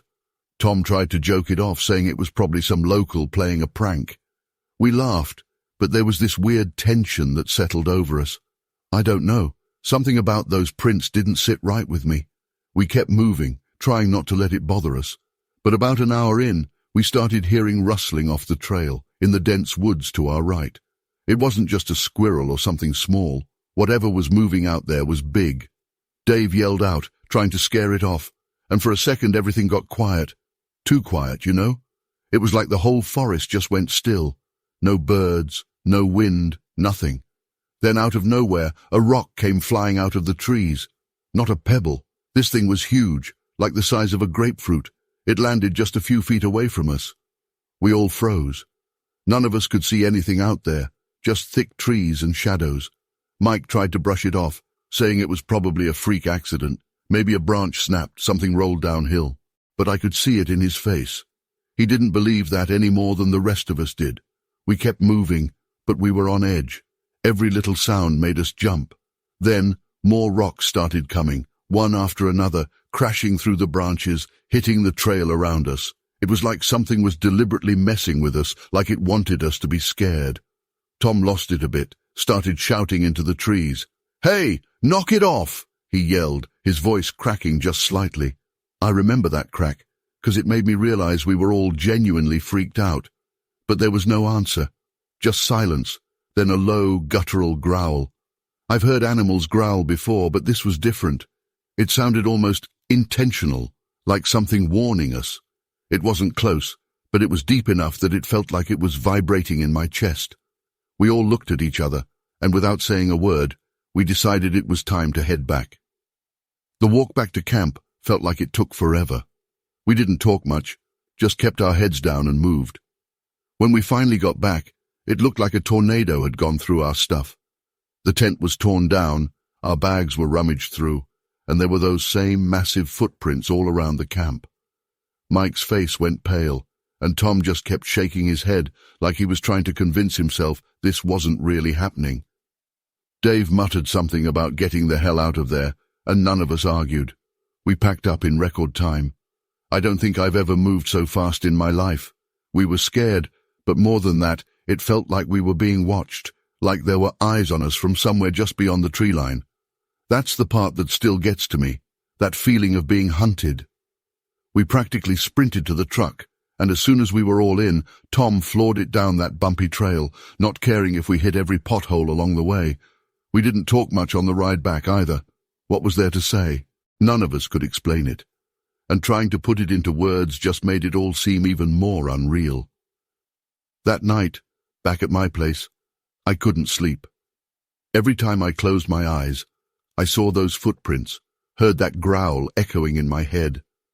I guess it's stupid, but it felt like whatever was out there wasn't done with us, like it had let us go, but just barely. In the weeks that followed, all of us had nightmares. I'd dream of being back in those woods alone this time, hearing something moving just out of sight, knowing it was getting closer but not being able to run. When I talked to Mike, he said he'd been having the same kinds of dreams. Dave wouldn't even discuss it, just waved it off whenever I brought it up. Tom tried to joke about it, but even he couldn't hide the fact that he'd been shaken to his core. I've been on plenty of hunting trips since then, but I've never gone back to Minnesota. None of us have. There's just something about those woods that I can't shake, like whatever was out there is still waiting. I know how it sounds. Believe me, I've tried to rationalize it 1,000 different ways. Maybe it was a bear, maybe some kind of weird echo making those noises sound the way they did, but those footprints, they weren't bear tracks, and bears don't throw rocks. I don't know what it was. I'm not going to say it was Bigfoot or anything like that, because honestly I have no idea. All I know is that something was out there, and it wanted us gone. It's been years, but every once in a while I'll still wake up in a cold sweat, convinced I can hear that low growl somewhere in the distance. It's probably just in my head, but it feels real enough to keep me from ever going back to those woods.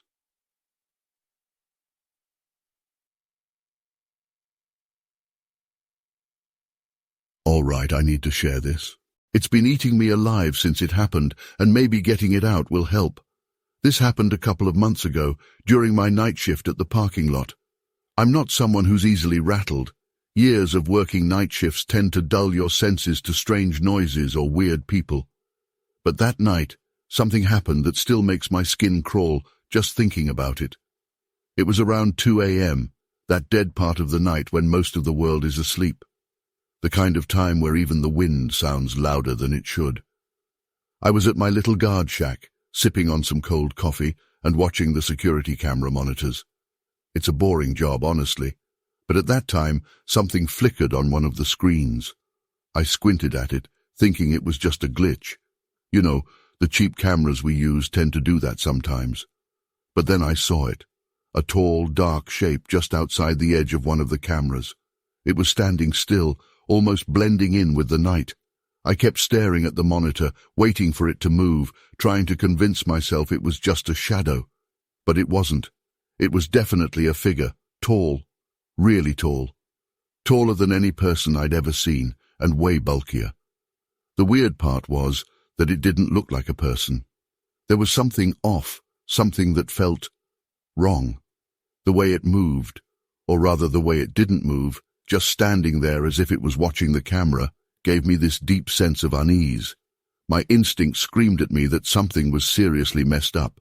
So naturally, I decided to step out and take a look. Stupid, I know, horror movie level stupid. But I had a job to do, and I couldn't just let some weird creep hang around. I grabbed my flashlight, pushed open the door, and headed out. The air was oddly still, and there was this strange heaviness, like everything around had just gone quiet. Even the crickets had stopped.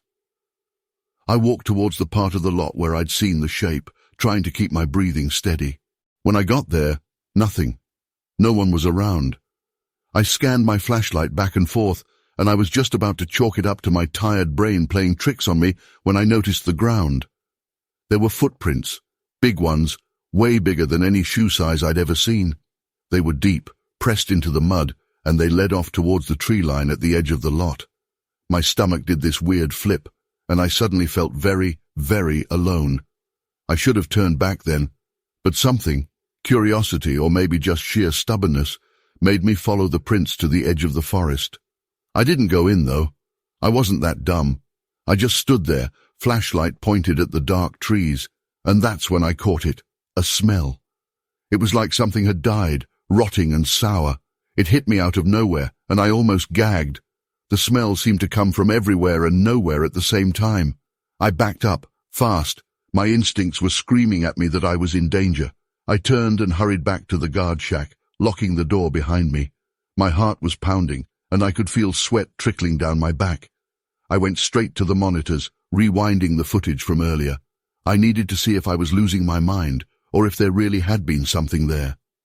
When I played it back, my heart nearly stopped. There it was, this hulking figure, covered in what looked like thick, dark fur. It wasn't standing still anymore. It was moving slowly towards the trees, and then, just before it reached the edge of the frame, it turned. For a split second, it looked directly at the camera, and even though the footage was grainy, I swear I could see its eyes glinting in the night. Then, just like that, it disappeared into the woods. I sat there staring at the screen, my hands shaking. The weird thing was, after it disappeared, the camera glitched. It started flickering, showing static for a good 10 seconds before going back to normal. I tried switching between the different feeds, but the same camera kept glitching every now and then for the rest of the night, and it's been doing it ever since. I reported it, of course, but no one's bothered to check it out yet. The rest of the shift was tense, to say the least. I kept my eyes glued to those monitors, jumping at every little noise. That awful smell lingered too, faint but there, like it was stuck in my nose. I couldn't shake the feeling that something was out there, just beyond the reach of the lights, watching, waiting. By the time morning rolled around, I was done. I put in a request to switch shifts as soon as my supervisor came in. I told him I wasn't feeling well, which wasn't even a lie. I felt sick to my stomach, like I'd just barely dodged something terrible. He gave me a look, probably thinking I was just being lazy, but he approved it. I haven't worked a night shift since, and I don't think I ever will again. I've been trying to make sense of it ever since. I mean, maybe it was just some guy in a costume messing around, but those footprints, and the smell, and the way the cameras started glitching, I don't know. I've heard stories, of course. You hear all kinds of weird stuff when you work nights, especially near the woods. But I never thought I'd actually see something like that. It felt primal, like something that wasn't supposed to exist in our world. I know it sounds crazy, and honestly, I'm not even sure what I saw. But I'm telling you, it was real. Whatever it was real, and it was out there, watching me. I still get chills just thinking about it, and sometimes when I'm out late, I catch myself looking over my shoulder, half expecting to see those eyes staring back at me from the dark. I don't know if anyone else has experienced anything like this, but if you have, I'd really like to hear about it. Maybe I'm not alone in this. Maybe there's more to this thing than just stories. Either way, I'm done with night shifts. I'd rather take my chances with the daytime crazies than whatever the hell that was.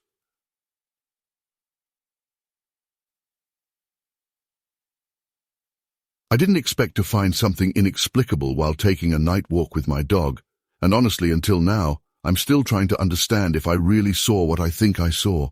It was a normal night, like any other. I was taking Max for a walk in the countryside, something we do practically every evening. I'm not a big fan of cities. I like the calm of the countryside, the stars shining without the light pollution. So, as usual, we took our usual route, a small trail that goes through the densest part of the forest. There was no wind. The night was quiet. You could hear only the sound of my footsteps and Max's paws scratching the trail.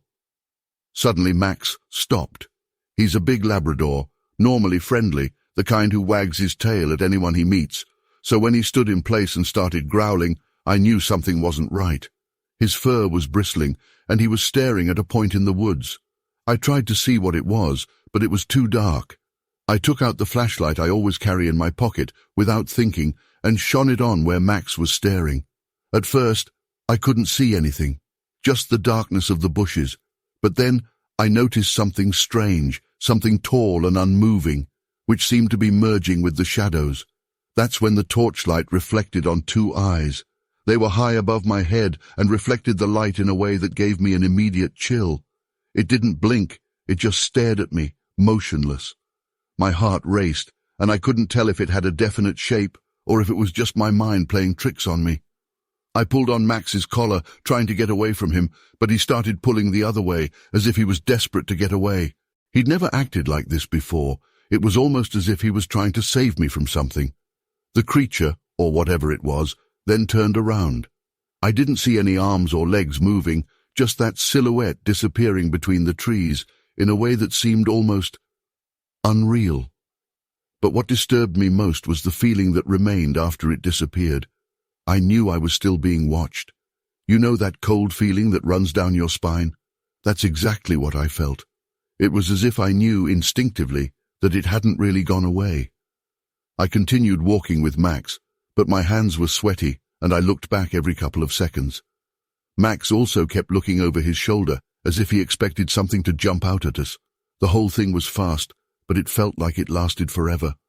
We got home and I was exhausted, but not physically, but mentally, as if my brain was desperately trying to understand what I had just experienced.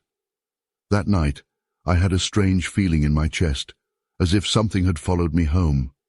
I can't explain it, but I felt that I wasn't alone, even after closing the door. Over the next few days, I avoided that trail. Max also seemed reluctant to approach it from that direction. We took the long way round, along the dirt road, away from the trees.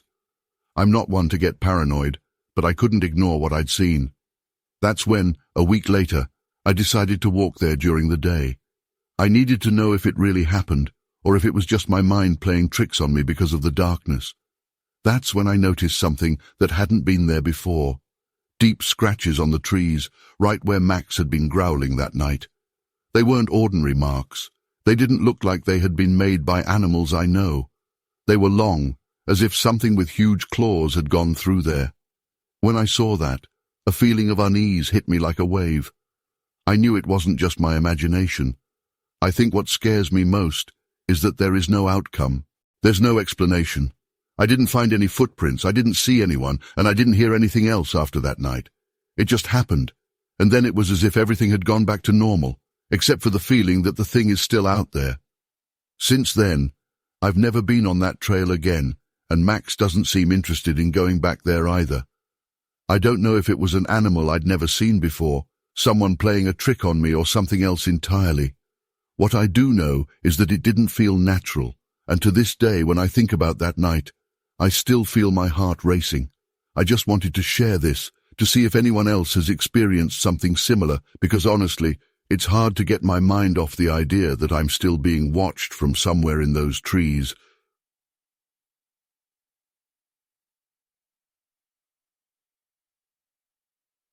This happened a few months ago, and every time I think about it, my skin still crawls. I've told a few friends, but they mostly laugh it off or say I'm just exaggerating. I wish I was. It was late, probably around 2 a.m., and I was driving back home from a friend's party. I wasn't drunk. I'd only had a couple of beers over the course of the night, and I felt totally fine.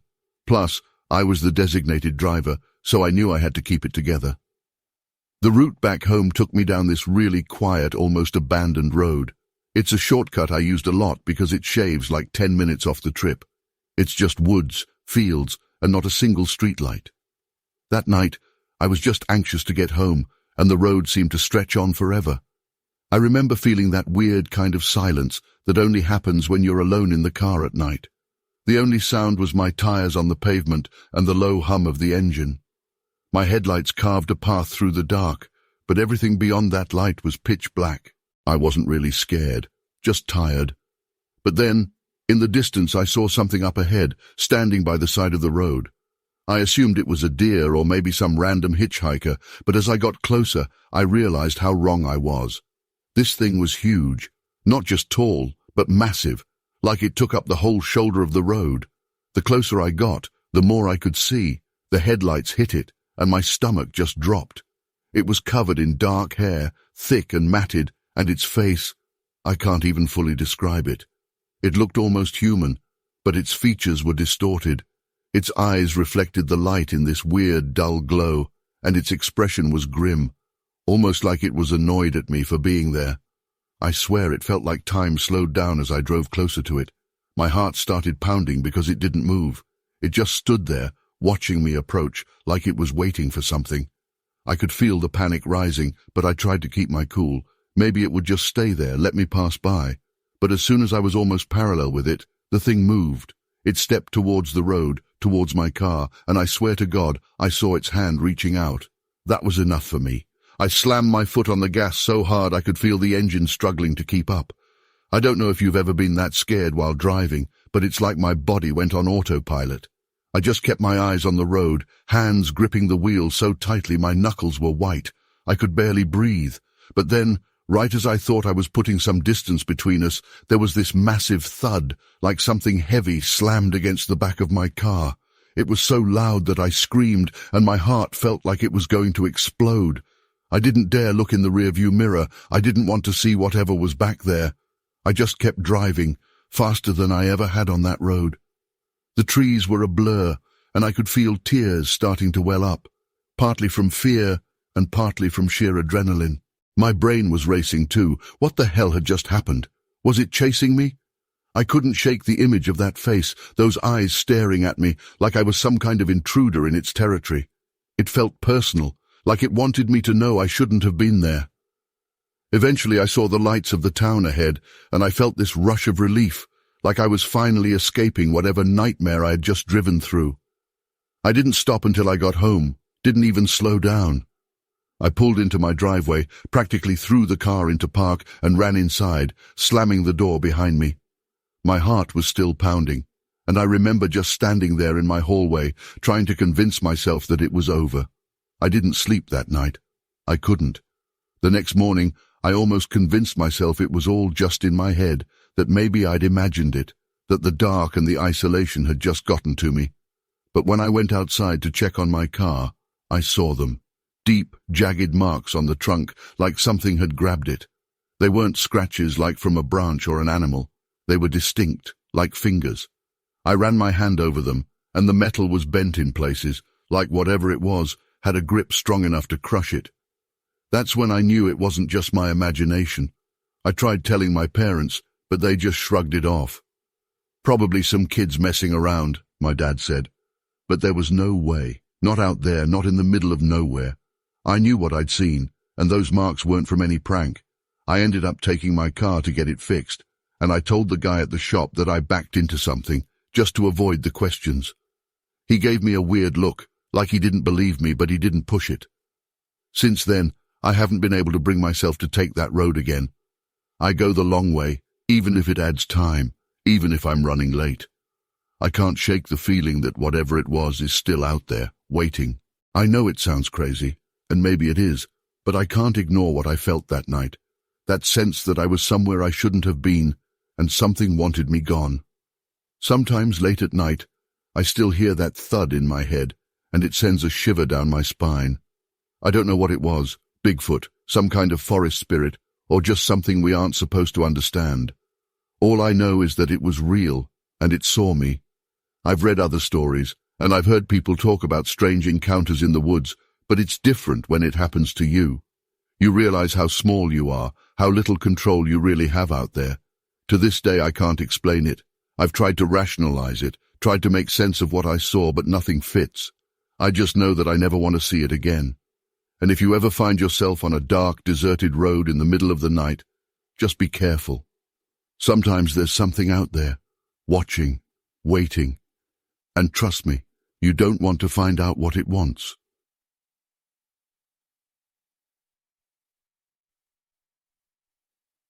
I still get chills thinking about that night. It's been almost 2 years since it happened, and I haven't really talked much about it. But I think this community might understand. I was on a solo fishing trip near an isolated river in Oregon, somewhere really off the beaten path. I like places like that, quiet, peaceful, far away from any people or noise. I had set up camp, and it was just me, my gear, and the sound of the river nearby. It was almost perfect. I remember falling asleep feeling content, with the faint rustle of the wind in the trees and the gentle sound of the river in the background. I had been out there for a couple of days, and I wasn't expecting anything out of the ordinary. I always bring a good book, a flask of whiskey, and enjoy the solitude. But on the third night, something woke me up. It wasn't subtle. I shot awake to the sound of branches snapping, and not the little twigs that deer might step on, but heavy, deliberate crunching, the kind that makes your heart jump into your throat. My tent was zipped up, and it was dark as hell outside. I fumbled for my lantern and my knife, heart pounding, trying to stay as quiet as possible. I listened, holding my breath. There it was again, a loud crack, followed by what sounded like something dragging across the ground. My first thought was a bear, but something about the sound. It was heavy, too deliberate. Bears make noise, sure, but this felt like something else. I wanted to ignore it, just wait it out, but curiosity got the best of me. Slowly, I unzipped the tent just enough to shine my flashlight out.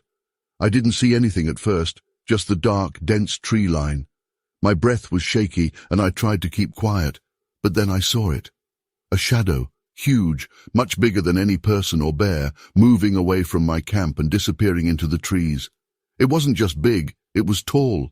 It moved with this kind of weird, heavy grace, almost like it knew I was watching and wanted to leave before I saw too much. I stayed frozen for what felt like forever, staring at the spot where it vanished. My brain was trying to make sense of what I'd seen. Maybe it was a trick of the light, or maybe my tired mind was playing games with me. But deep down, I knew that wasn't it. I finally gathered the courage to zip the tent back up, and I sat there, listening, knife in hand, until the first light of dawn started creeping in. I barely slept. Every noise, every rustle had me on edge. When it was finally light enough to see, I stepped out of the tent, exhausted, but needing to know if I had imagined it. My campsite looked fine at first, nothing out of place. But as I moved closer to where I'd seen that shadow, I found them. Footprints. Giant footprints, pressed deep into the dirt. They were wider and longer than any boot could be, with clear toes. I just stared, feeling my stomach drop. The ground was soft, and whatever had walked there had to be heavy to leave prints like that. A little farther out, I saw something else, marks in the dirt, almost like a trail. It looked like something had been dragged. I followed it for a bit, my pulse quickening, but the trail led deeper into the woods, away from my camp, and honestly, I wasn't brave enough to keep going. There was this awful feeling like I was being watched, and I knew I needed to get out of there. I packed up faster than I ever have in my life. I didn't even bother with breakfast, just shoved everything into my backpack, hands trembling the entire time. The whole forest felt different that morning, like it was holding its breath. I've been camping my whole life, and I've never felt anything like that. I kept glancing over my shoulder, half expecting to see that shadow again, standing at the edge of the trees, watching me. But there was nothing, just silence. The walk back to my truck was tense. Every crunch of leaves under my boots made me flinch. I'd never been so glad to see my beat-up old truck in my life. When I finally got in and locked the doors, I just sat there for a minute, trying to calm down, my hands still shaking. I remember looking back at the tree line, feeling this weird mix of fear and sadness. Whatever I'd seen, whatever had been out there, was still out there, and I had no idea what it was or what it wanted. Since that day, I haven't gone back to any of my old spots. I still fish, but I stick to places where there are other people, campgrounds, lakes with families around, that kind of thing. I miss the solitude, but the fear just won't let me go back. I keep replaying that night in my head, trying to convince myself it was just a bear or my imagination running wild, but I know it wasn't. I've seen bears, I've heard them. This was different. I don't know if it was Bigfoot or something else entirely, but whatever it was real. It was out there, moving through the trees, watching me. Sometimes late at night, I'll hear a noise outside my window. Just the wind or a raccoon, probably.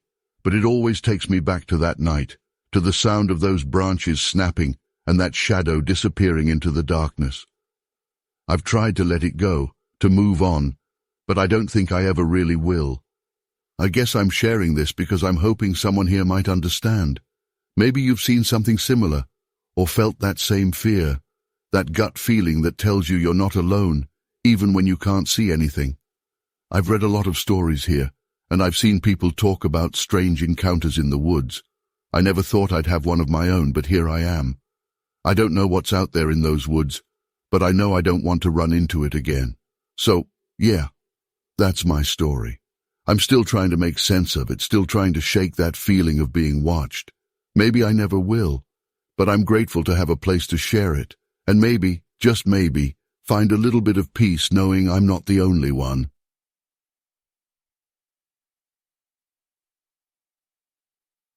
I still can't believe I'm writing this here, but I guess I just need to share it with people who might understand. I've kept this to myself for a while now, only mentioning it to a few close friends who know I'm not the type to make stuff like this up.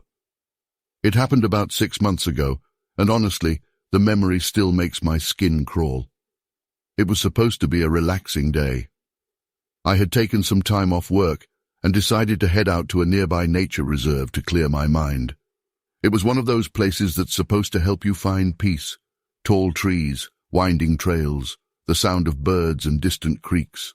I'd been there a few times before, always found it beautiful, and it never gave me any weird vibes. But that day, everything felt off almost from the start. I was about an hour into my walk when I first noticed it. A smell so foul it made my stomach turn. It was like a mix of wet dog, rotting meat, and something else I couldn't quite put my finger on.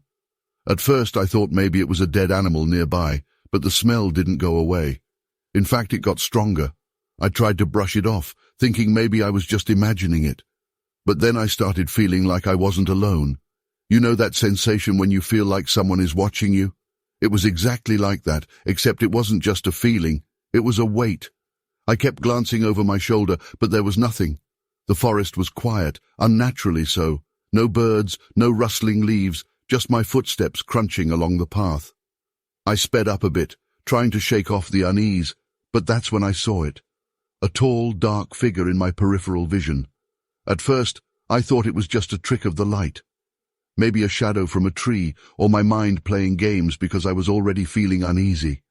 But as I walked, it kept pace with me. I could only catch glimpses through the trees, but it was definitely there, tall, broad, covered in dark fur. It wasn't moving like a human either. Its movements were smoother, almost deliberate, like it was trying to stay just out of full view. Panic started bubbling up. I'm not exactly the most fit person, but my instinct was to just get out of there as fast as I could. I picked up my pace, almost jogging now, and that's when I heard it. Heavy footsteps matching mine. I could hear branches cracking, the ground crunching under its weight. I didn't dare look back directly. I was too scared of what I'd see. But I knew it was closer now. The smell was overpowering, like it was right behind me. I'm not ashamed to say I was terrified. I've never felt fear like that, like my body was just one big knot of adrenaline, every instinct telling me to run. I remember thinking that whatever this thing was, it wasn't friendly. There was something deeply wrong about it. I could feel this primal, almost animalistic fear, like every nerve in my body was screaming danger. Eventually, the trail started curving back toward the main entrance. I could see glimpses of the parking lot in the distance, and I latched onto that sight like a lifeline.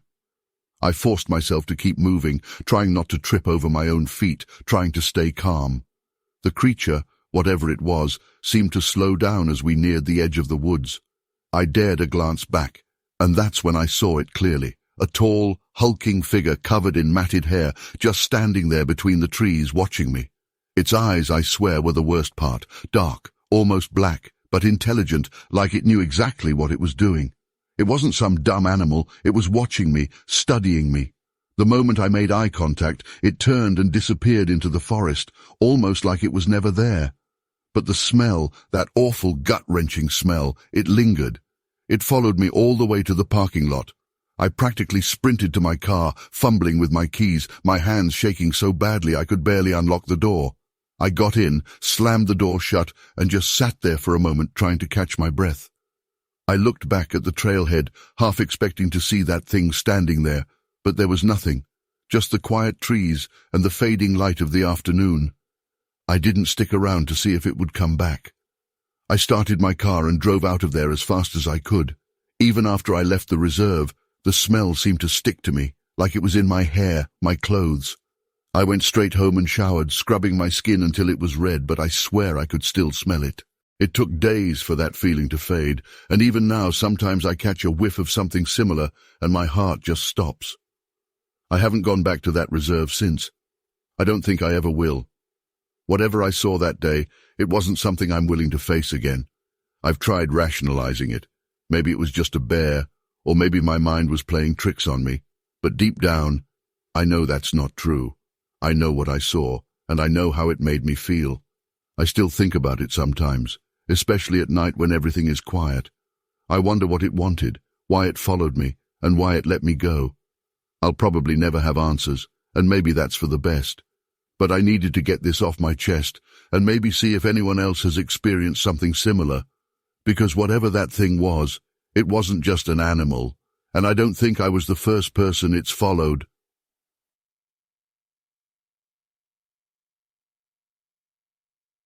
It happened last year, on a day that was supposed to be just another normal picnic afternoon with my family. We decided to go to a clearing that I had known since I was a child, a quiet place, hidden in the middle of the forest, where I used to go with my parents when I was little. I wanted to give my wife and our children a little bit of the peace I'd always felt there. But look, it was anything but. We were enjoying the day, my wife and I and our 2 children. The sun was shining and the children were running around on the grass laughing while I took some photos. Everything seemed perfect until a noise started. At first I thought it was just animals, deer or something, because let's face it, it's a forest. But the sounds got louder and closer. Bushes moving, leaves breaking, a sound of movement. But it was something big, much bigger than anything I'd ever seen there. My wife even joked that it must be some curious animal trying to steal our food. But something about the way the bushes swayed made me alert. I can't explain it. It was almost an instinct, you know? A shiver that started at the back of my neck and spread. I decided to go and see what was going on, partly to calm my own curiosity, but also because I didn't want to risk it being a bear or something. I told my wife to stay with the children, and I went closer to where the noises were coming from. When I got close, I smelled something strange, like something rotten, a kind of sweet stench that made my stomach churn. It was so strong that I had to cover my nose with my shirt, and that's when I saw it. I swear I'll never forget it. In the middle of the bushes, I could see something gigantic. A tall figure, covered in dark hair, moving in a way that didn't seem at all natural. It was too big to be a man, but it didn't look exactly like an animal. It stood still for a few seconds, and then, as if realizing I was there, it turned its head towards me. My blood instantly ran cold. I wanted to run, but it felt like my feet were stuck to the ground. I couldn't see the face properly. It was half covered by the shadows. But the eyes were different, as if they had an intelligence I hadn't expected to see. And then, suddenly, the thing just turned and ran into the forest, with a speed I would never have imagined for something that size. I stood there, not knowing what to do, trying to process what my eyes had just seen. I went back to where my wife and the children were, trying to look calm. But I must have looked pale, because my wife immediately asked what had happened. I didn't want to say anything at the time. I just said we should go. We started packing up quickly, and the children noticed the strange atmosphere. Meanwhile, we could still smell that horrible odor in the air, as if the thing had passed very close to where we were. As we were about to leave, I noticed something on the ground near the bushes. They were footprints, huge footprints, wider and deeper than anything I had ever seen. Each step seemed to sink into the ground as if it weighed a ton. I showed them to my wife and she just stared, not knowing what to say. We were terrified, you could see it on her face. We just wanted to get out of there as quickly as possible. And that's exactly what we did. We threw everything in the car and drove off, without looking back. Since that day, things have never been the same for me. The clearing, which used to be a place of peace and good memories, now just seems like a place I want to avoid. And the worst thing is that, even after we've left, I can't shake the feeling that it, whatever it is around. I've always been a skeptic, the kind of person who has to see it to believe it, and now I've seen it. Something I can't explain left me with a fear I've never felt before. Since that day, every time I go into the forest, whether for a walk or anything else, I feel like I'm being watched. It's not always, but when it hits, it's a feeling that's impossible to ignore. Sometimes I'm just chopping wood behind the house, and I feel that same chill on the back of my neck, that silent warning that I'm not alone. It's as if that thing knows where I live, as if it's watching, waiting for some opportunity that I hope I never find out what it is. My wife has noticed that I've stopped suggesting trips to more isolated places.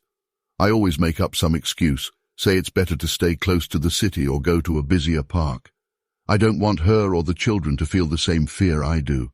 The thought of going back to that clearing or even anywhere like it gives me a dread I never thought I'd feel. It's strange, because I've never seen anything since that day, but it's as if the presence is still there. I try to rationalize it, to tell myself that it's all in my head, that I was tired. Maybe I imagined it. But when I remember the details, the smell, the size of it, the eyes, it's impossible to ignore. I know what I saw, and honestly, I wouldn't wish it on anyone. I don't know if anyone here has had a similar experience, but I needed to get it off my chest. I've read some accounts of people who have seen strange things in the forest, and it seems that some describe something similar to what I saw. I don't know if it was Bigfoot or something else, but I do know that it wasn't normal. It wasn't just an animal. And the worst thing is that, even though I don't see it anymore, I feel like it's still out there. So, if you go for walks in isolated areas, I'm just saying be careful. I'm not saying you'll see what I saw, but I can't trust the forest like I used to. Something about it has changed for me. Or maybe I've just finally seen something that's always been there, hidden, waiting for the right moment. I hope I never see it again. But deep down I know that if I go back to that place, it will be waiting. I don't know if this will help anyone, or if it will just sound like a crazy story, but it was real as the fear I still feel. And perhaps the scariest thing of all is this, the idea that even after all this time, he's still out there, and I'll never know why he appeared to me and my family on that very day. Well, so... Look, I've never been the type to believe in these things. I always thought that Bigfoot stories were just folklore, or some exaggeration to scare children. But what happened to me and my boyfriend that night by the lake totally changed my perspective. I think I'm still trying to understand what it was all about. And every time I remember the look on that thing's face, a shiver runs down my back. It was supposed to be a quiet night. We had planned a simple camping trip, just the two of us, a small tent and a campfire by the lake. It was a beautiful place, very secluded, just the way we liked it. We arrived early, went for a hike, swam a bit, and everything was perfect. When night fell, we ate a quick dinner, watched the stars, and then retired to the tent to sleep. It was the kind of peace you only find far from civilization, where all you hear is the sound of the trees swaying and the wind cutting across the lake. But halfway through the night, I woke up to a strange noise. At first I thought it was just some kind of animal, like a deer or something, but the sound was different. It was as if something big was crossing the water, making a rhythmic noise, like heavy, almost dragging footsteps. What struck me was the rhythm. It was slow, deliberate, like something that wasn't trying to hide. I woke up my boyfriend, and we stood there quietly, listening for a few minutes. When the noise continued, we couldn't stop ourselves. Curiosity and nervousness took over. Slowly, we unzipped the tent, trying to make as little noise as possible. The fire had almost completely died down, but there was still a faint light from the moon. I looked down at the lake, and that's when I saw it. On the other side of the shore, a huge creature was walking in the shallow water. It was tall, covered in dark fur, and walked upright like a person. I felt my stomach sink. My first reaction was to think it was some kind of madman, but the thing was too big. It must have been 2 meters long, maybe more. It didn't seem to be in a hurry, it was simply crossing from one bank to the other. What really scared me was the moment it stopped and turned its head in our direction. I swear I felt my blood run cold. I don't know how to explain it, but it was as if it knew exactly where we were, even in the darkness. His gaze, it was quick but intense. 2 dots glowing in the middle of the dark, as if he was analyzing us, or perhaps warning us not to come any closer. My boyfriend held my arm so tightly that it hurt, and I realized that he was just as terrified as I was. We stood there, motionless, trying not to make a sound, while the thing looked at us. It only took a few seconds, but it felt like an eternity.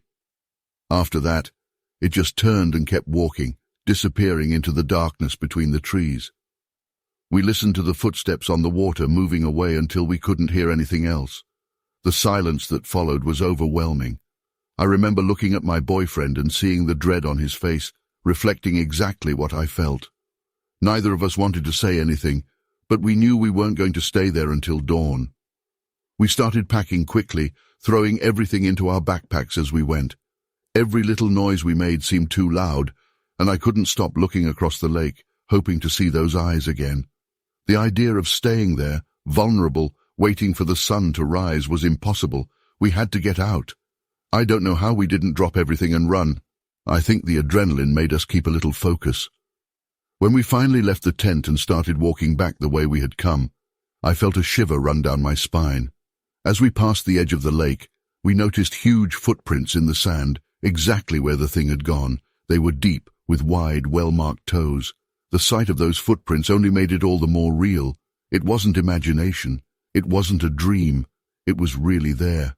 We walked fast, almost running, without looking back. Every snap of a branch or sound in the forest seemed to be a warning that it was following us.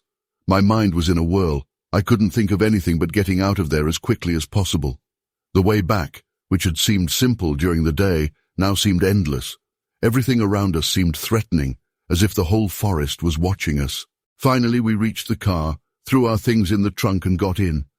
The relief of locking the doors was immediate, but even so, my heart didn't stop racing until we were well away from there, driving along the deserted road.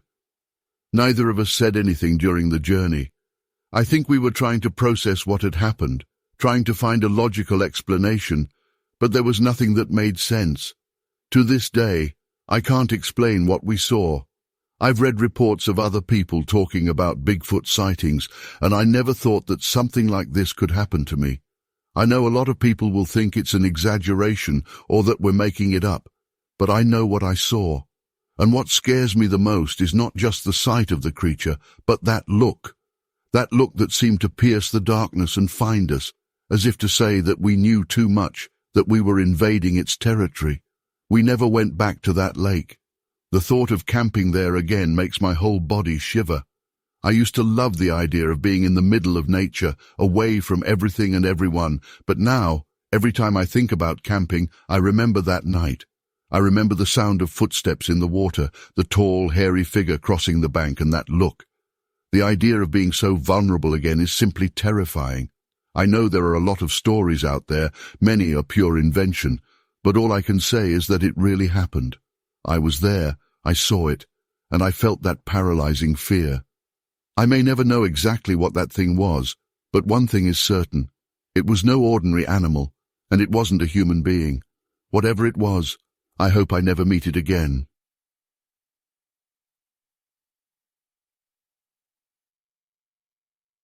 I never thought I'd be one of those people who have a story like this to tell, but here we are. It was a few months back, and I was driving home late at night from my buddy's cabin in the woods. I know, it sounds like the beginning of every creepy story, but honestly, it was just a regular Saturday night. I wasn't drunk, I wasn't tired, I was just driving, with my music on low, thinking about how badly I needed a shower and my bed. It was a little past midnight, and there were no other cars on the road, just me and the forest on either side. Suddenly, something caught my eye. At first I thought it was a deer, or maybe even a person. I mean, who the hell else would be out here at that hour? I slammed on the brakes, my heart jumping into my throat as I squinted through the windshield. Right there, in the middle of the road, was this figure. It was tall, much taller than a person, and just stood there, dead still, looking right at me. My headlights illuminated it fully, and for a second my brain just couldn't make sense of what I was seeing. It wasn't a bear, and it wasn't a person either. It had this matted dark hair all over its body, and its eyes, they almost seemed to reflect the light in a way that made my stomach drop. I don't know how long I sat there staring back at this thing. It felt like time had slowed down. There was this weird kind of tension, like neither of us knew what to do next. I remember feeling this intense fear, Not the kind that makes you scream, but the kind that pins you to your seat, makes your skin feel cold. Then, just as quickly as it appeared, it turned and moved off the road, disappearing into the tree line. It didn't run. It just moved, smoothly, almost silently, which somehow made it even worse. The weirdest part was the smell. As soon as the thing started moving away, this horrible stench hit me. It was like a mix of rotting garbage and something else, something metallic, like blood. It was so strong that it made me gag, and before I knew it, I was fumbling with my seatbelt, opening the door to get some fresh air. I don't know what I was thinking. Maybe I wanted to get a better look at it. Maybe I wanted to convince myself that I hadn't just seen what I thought I saw. But as soon as I stepped out, the smell got even worse, like it was clinging to the air around me. I took a few steps towards the edge of the road, and that's when I heard it, a rustling, deep in the woods, like something heavy was moving through the underbrush. It was enough to snap me out of whatever daze I was in. I turned right back around, got into my car, and slammed the door shut. My hands were shaking as I tried to put the car in gear, and for a second, I couldn't even catch my breath. I just wanted to get the hell out of there. The drive home after that was a blur. I kept checking my rearview mirror, half expecting to see something chasing me down the road. Every shadow seemed to move, every noise made me jump.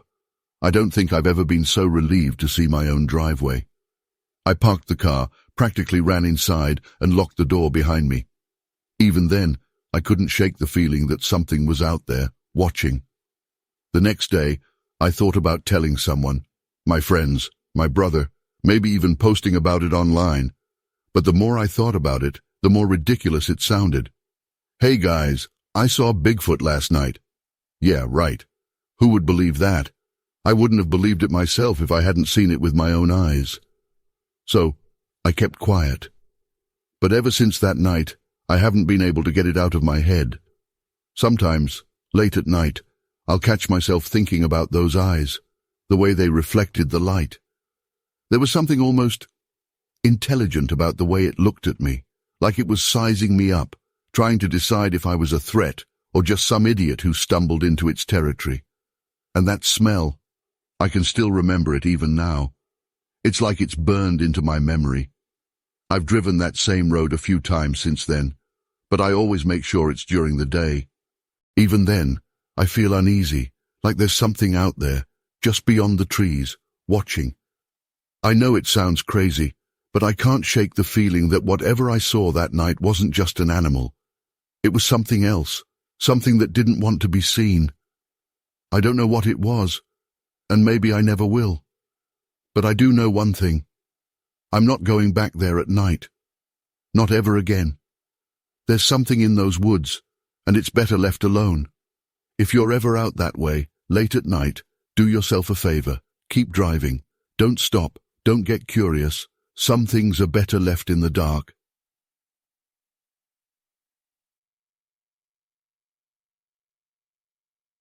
I still can't shake the feeling from that night. It was supposed to be just another hunting trip, you know.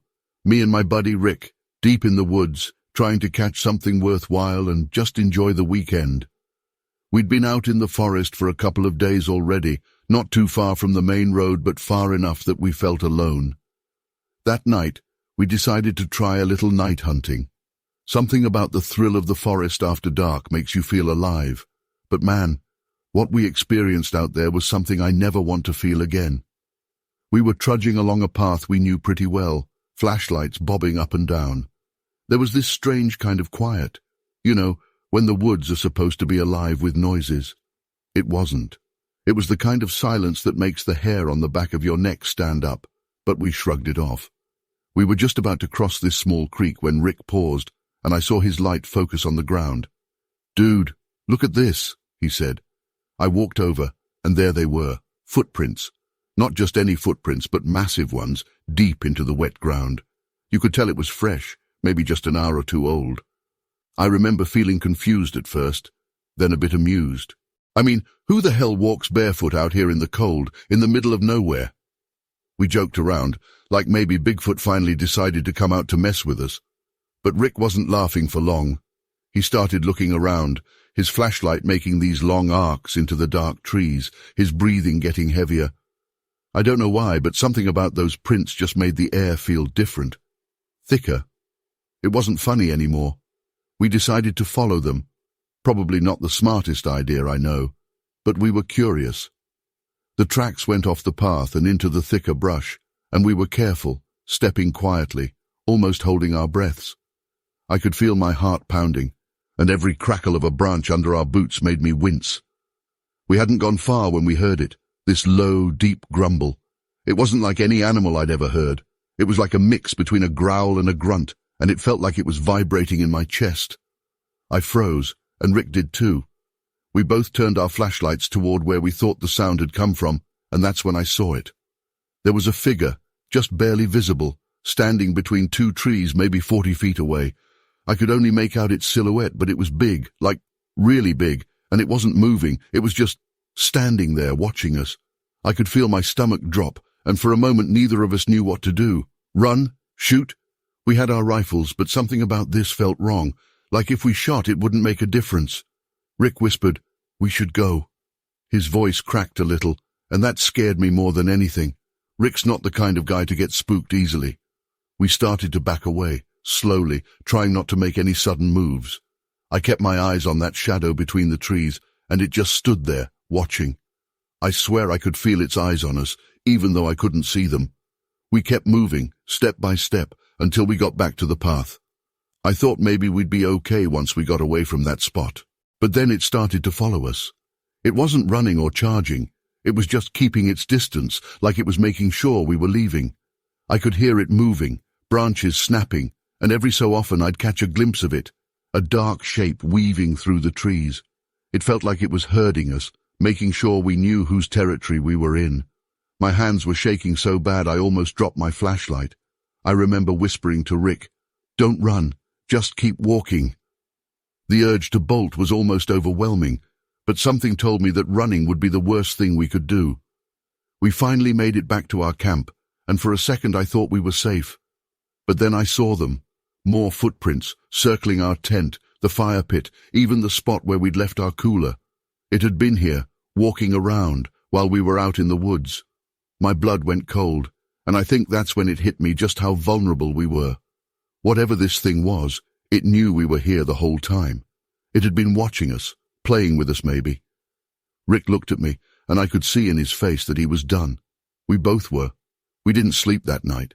We just sat there, rifles in our hands, staring into the dark, jumping at every little noise. The forest, which had felt so familiar before, now felt like something else entirely. Every shadow looked like it was moving. Every rustle felt like a warning. We didn't see it again that night, but we could hear it. Those heavy footsteps just beyond the edge of the camp, never coming closer, but never going away either. When the sun finally started to rise, it was like a weight had been lifted. The first light of dawn made everything feel a little less terrifying, but we both knew we were done.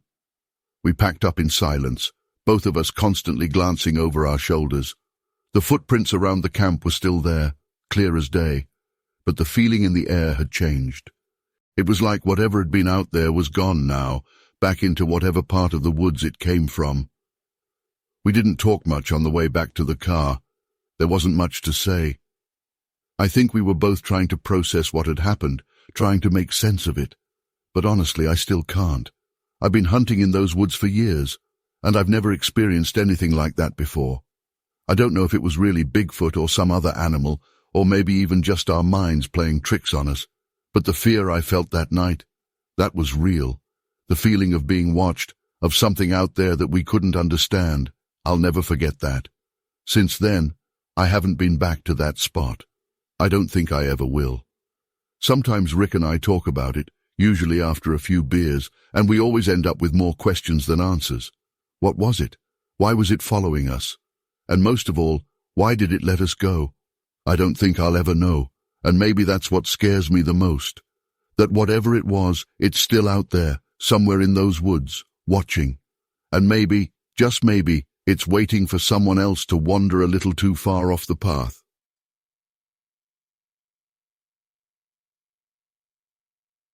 I was walking home from a party at a friend's house. It was one of those small parties, just acquaintances, no big deal.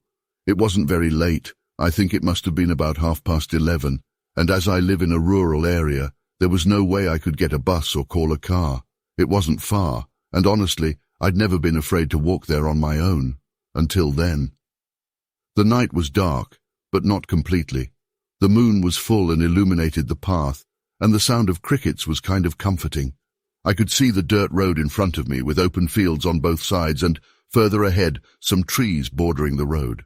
Everything was peaceful, until suddenly I felt that strange sensation.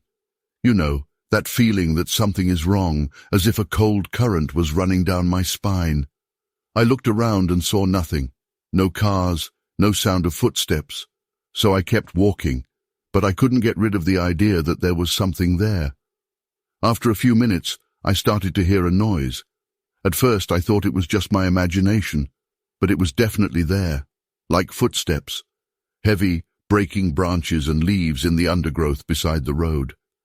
I stopped for a second, held my breath, and the sound stopped too. It's hard to explain the fear I began to feel.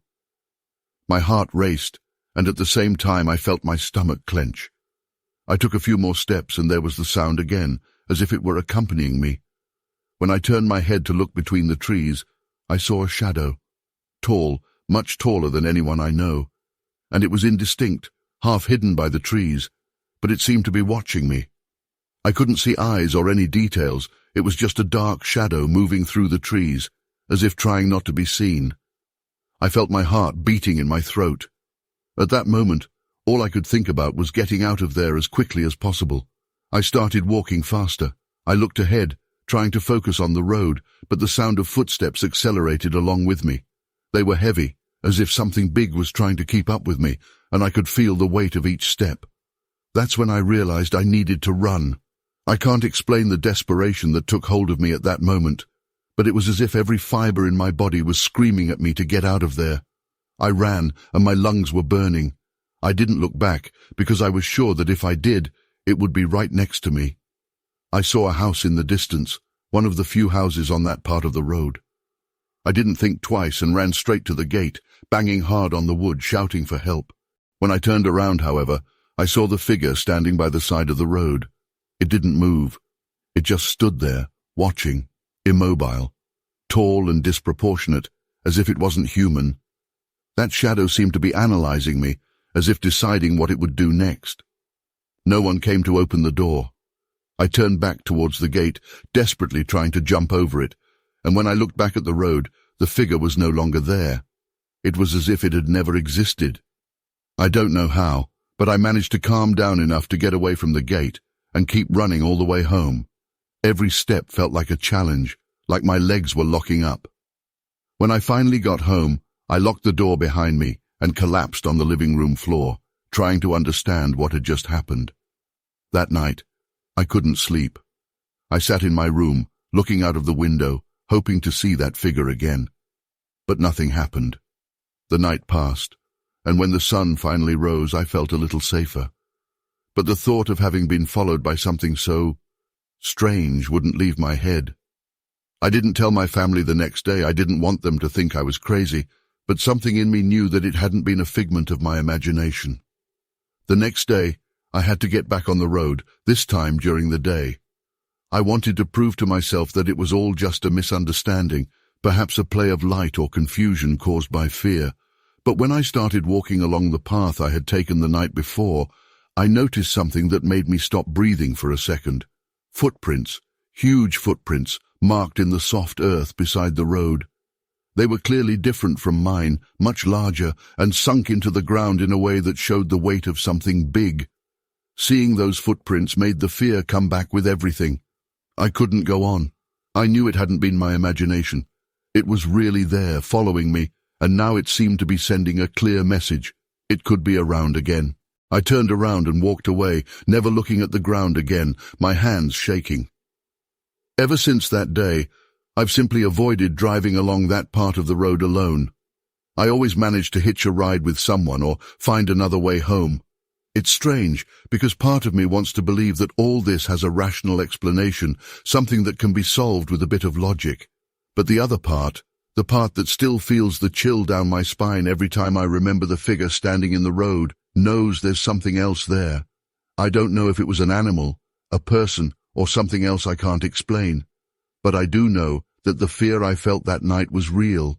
And to this day, every time I see the road from my window, I feel a chill, as if something or someone could be watching me again. I don't know if I'll ever have the courage to go there alone again. Maybe one day I will, but for now, I'd rather not risk it. Because no matter how hard I try to forget, that shadow is still there, somewhere in my memory, waiting. And it's this uncertainty, this feeling that something isn't over yet, that makes me stay away. After all, some things need no explanation. They just happen, and leave us afraid of what else might be out there in the darkness. So, this happened about a year ago, and I haven't really talked about it much until now.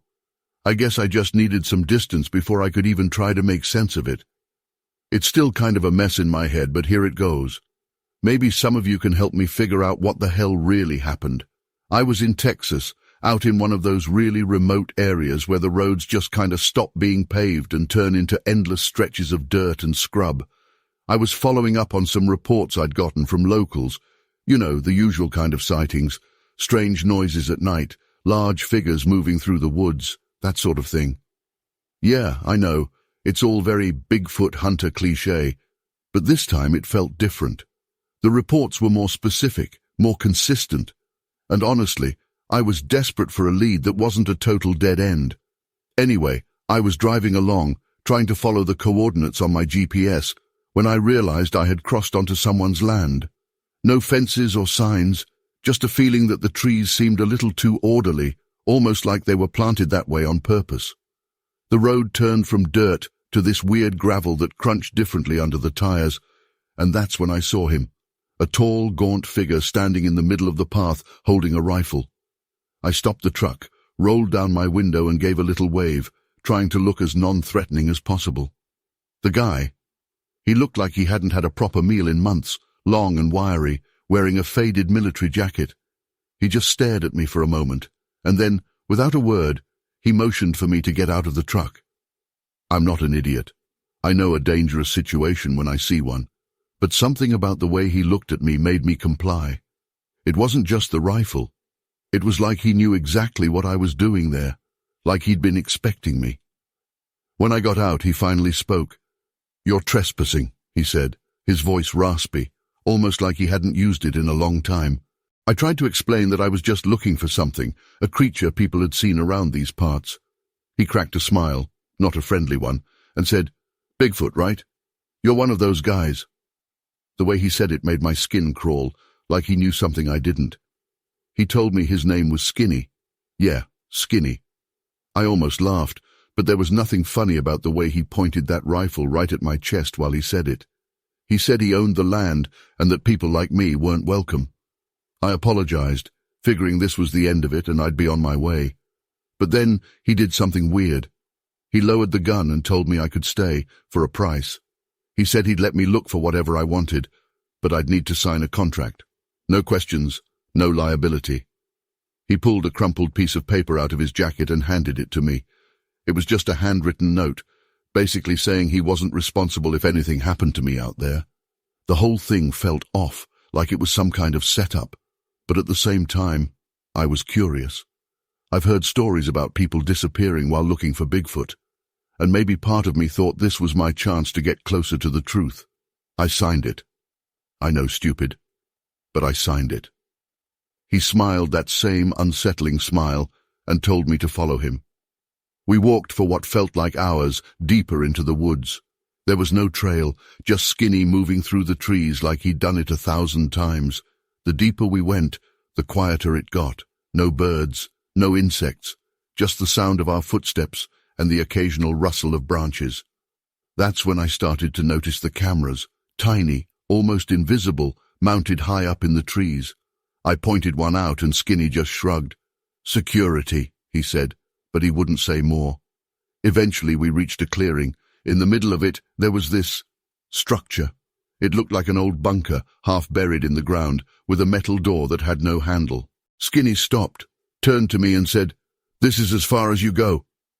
He wouldn't explain what the bunker was for, wouldn't even look at it.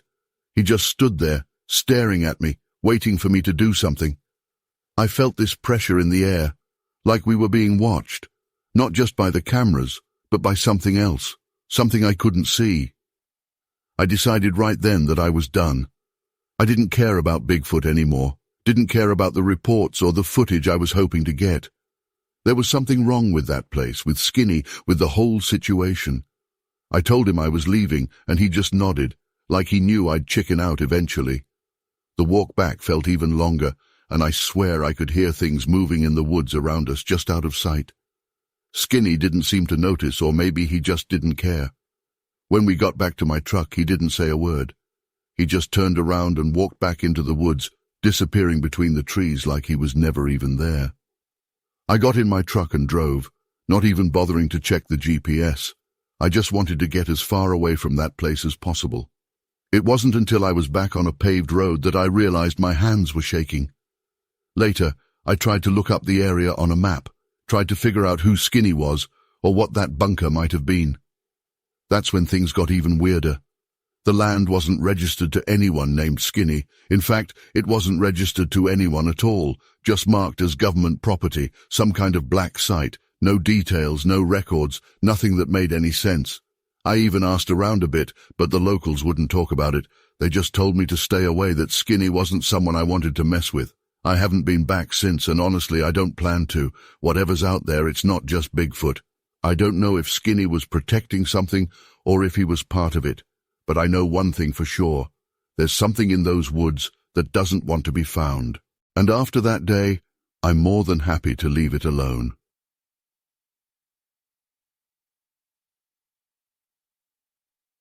I never thought I'd be one of those guys who ends up writing a story like this. I'm a hunter, born and raised in Louisiana, and I've spent more time in the woods than I care to count. The swamp, the sounds of crickets, the thick humidity, it's like home to me. I'm used to the rustling of leaves, the distant howls, and the eerie quiet that sometimes takes over. But nothing, I mean nothing, could have prepared me for what happened that night. It was late October, and I was out for a night hunt, scouting for some wild hogs. I found a good spot near the swamp and settled in. After a couple of hours, I finally saw 2 hogs just barely visible under the moonlight. They were close enough, so I took my shots. Both went down, just like I expected. But as soon as the echoes of the shots faded away, there was this strange quiet. Normally, you'd hear the scurrying of critters or birds taking off. This time it felt like the whole swamp had sucked in its breath. I started feeling that prickling sensation. You know, like someone's eyes are on you. I thought it was just nerves, maybe adrenaline from the kill, but it just wouldn't go away. I slung my rifle over my shoulder, heading back to my truck. As I walked, I could swear I heard something following me, the sound of heavy, deliberate steps staying just out of sight. Every time I stopped, it stopped too. I'd turn around, squinting into the dark, trying to catch a glimpse of whatever it was, but there was nothing there. By the time I reached my truck, I was already on edge. I've heard stories, of course. Who hasn't around here? People talk about things out in the woods, things that don't quite fit any animal we know. I've always brushed it off as nonsense. Hunters getting spooked by shadows, the usual. But that night, as I tried to get my truck out of the mud, I started to believe some of those old tales. The truck's tires were spinning uselessly, throwing muck everywhere. I was cursing under my breath, trying to figure out how I'd get myself unstuck, when I noticed it. Total silence. No frogs croaking, no crickets chirping, not even the rustle of leaves. It was unnatural. You hear hunters say, when the forest goes quiet, you're not alone. Well, that's exactly what happened. My gut sank like a stone. Then came the sound, a sharp crack of a branch breaking, loud enough that it had to be something heavy. I froze, rifle in hand, and strained my ears. It was close, too close for comfort. I flicked on my night vision scope, peering into the dark, green-tinted shapes coming into focus. That's when I saw it. Something moving between the trees, something tall. It was huge. I'm not exaggerating here. I'm talking at least 9 feet tall. My heart just about leapt out of my chest. It wasn't a bear, and it sure as hell wasn't a man. The way it moved, almost gliding between the trees, was something I'd never seen before. The figure turned, just for a moment, and I could see 2 faint glowing eyes reflecting back. My hands were shaking as I aimed the rifle, but I couldn't bring myself to pull the trigger. What if I missed? What if I just pissed it off? In a panic, I fired 3 shots into the air, a desperate attempt to scare it off. For a few seconds, nothing happened. Then, just as quickly as it had appeared, the thing turned and moved deeper into the forest, disappearing into the dark. I could still hear it for a few moments, those heavy footsteps fading away until everything went silent again. I've faced a lot in the woods, snakes, gators, even a pissed-off black bear once. But nothing, and I mean nothing, scared me like that did. I finally got my truck out of the mud, but every second felt like an eternity. I kept expecting to see that thing reappear, to feel those eyes on me again. When I finally got back on the main road, I felt like I could breathe again. But even then, I kept looking in the rearview mirror, half expecting to see it following me. I got home and tried to tell myself it was just my mind playing tricks. Maybe I was tired, maybe it was just some trick of the light. But deep down, I know what I saw. It wasn't a bear, and it wasn't my imagination. Whatever it was watching me, following me, and it knew exactly what it was doing. The weirdest part, after that night, I haven't been able to shake the feeling that I'm still being watched. Even now, sometimes when I'm out in the woods, I get that same prickling feeling, like there's something just beyond the trees, staying out of sight, but keeping its eyes on me. It's enough to make me question whether I want to keep going out there alone. I've talked to a few other hunters since then, trying to gauge if anyone else has seen anything similar. Most just laugh it off, but a couple of them got real quiet when I mentioned the details. One old-timer just nodded and said, "You're lucky it let you be." That stuck with me. Lucky? I don't feel lucky. I feel like I walked away from something I wasn't supposed to see. I know how this sounds. If someone else told me this story, I'd probably roll my eyes and call them crazy. But I was there, and I'll never forget what I saw that night. I don't know if it was Bigfoot or some other creature that hasn't got a name yet, but I do know one thing. There's something out in those woods, and it's not afraid of us. Since then, I've stuck to hunting during the day. Maybe it's just paranoia, or maybe it's survival instinct, but I don't plan on finding myself out there after dark again. Whatever that thing was, it let me go once, and I'm not about to push my luck a second time. To this day, I still hear those heavy footsteps in my dreams, and every time I wake up drenched in sweat, grateful to be in my own bed and not out there, alone in the dark.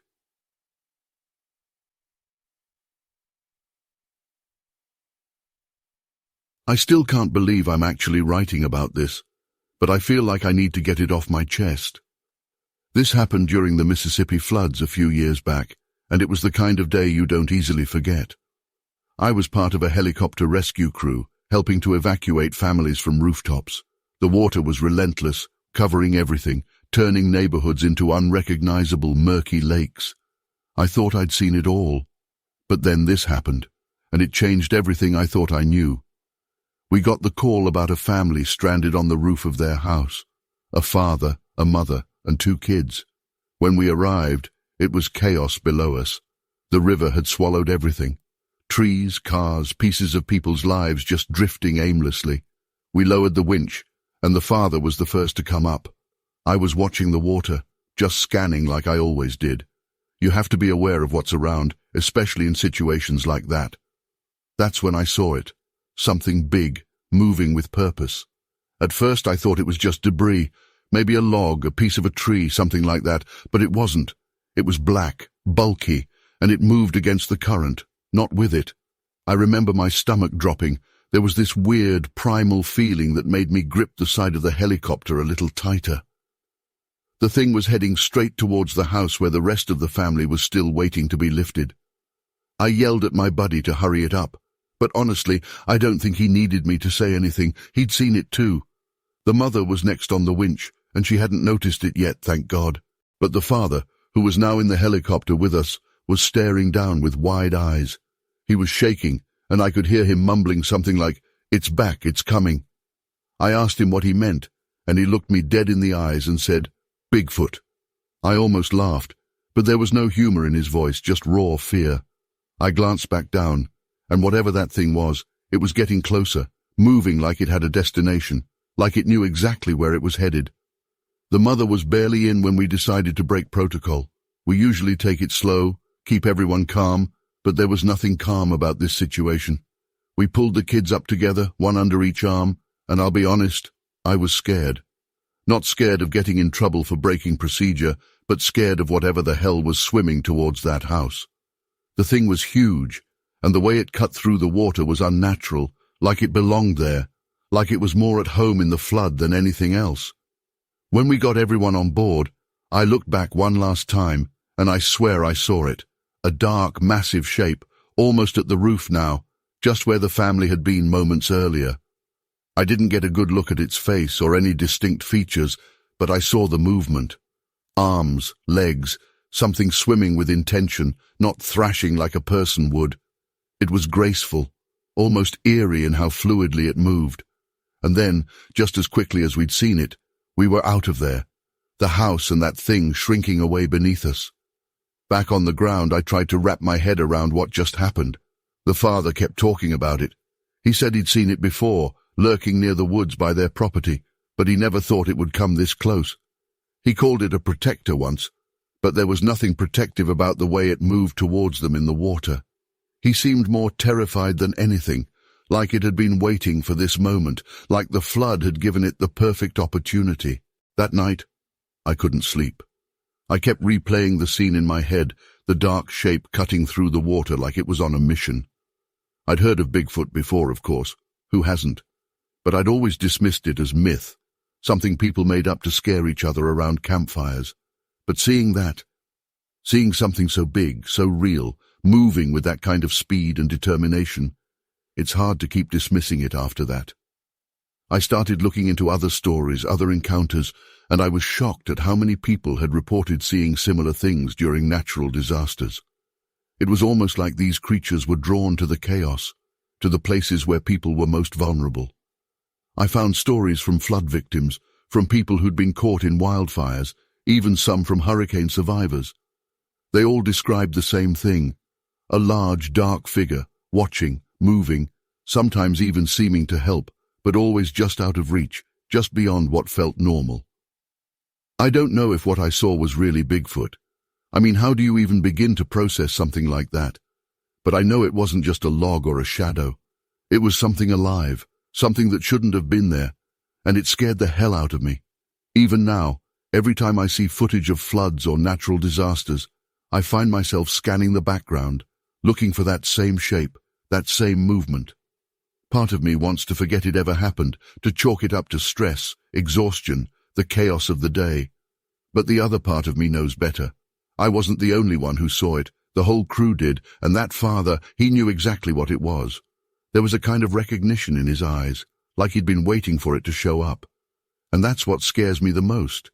The idea that maybe, just maybe, these things are always out there, waiting for the right moment to reveal themselves. I've talked to a few people about it since then, but most just laugh it off or look at me like I'm crazy. I get it. If I hadn't been there, if I hadn't seen it with my own eyes, I'd probably react the same way. But it's real. Whatever it was, it's out there.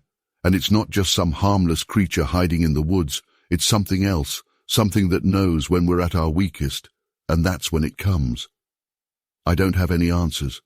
I don't know if I ever will, but I needed to share this, to put it out there in case someone else has seen the same thing, in case I'm not alone in this. Maybe there's more to these stories than we're willing to admit. Maybe these creatures aren't just myths. Maybe they're a part of our world, hiding in the shadows, waiting for the floodwaters to rise again.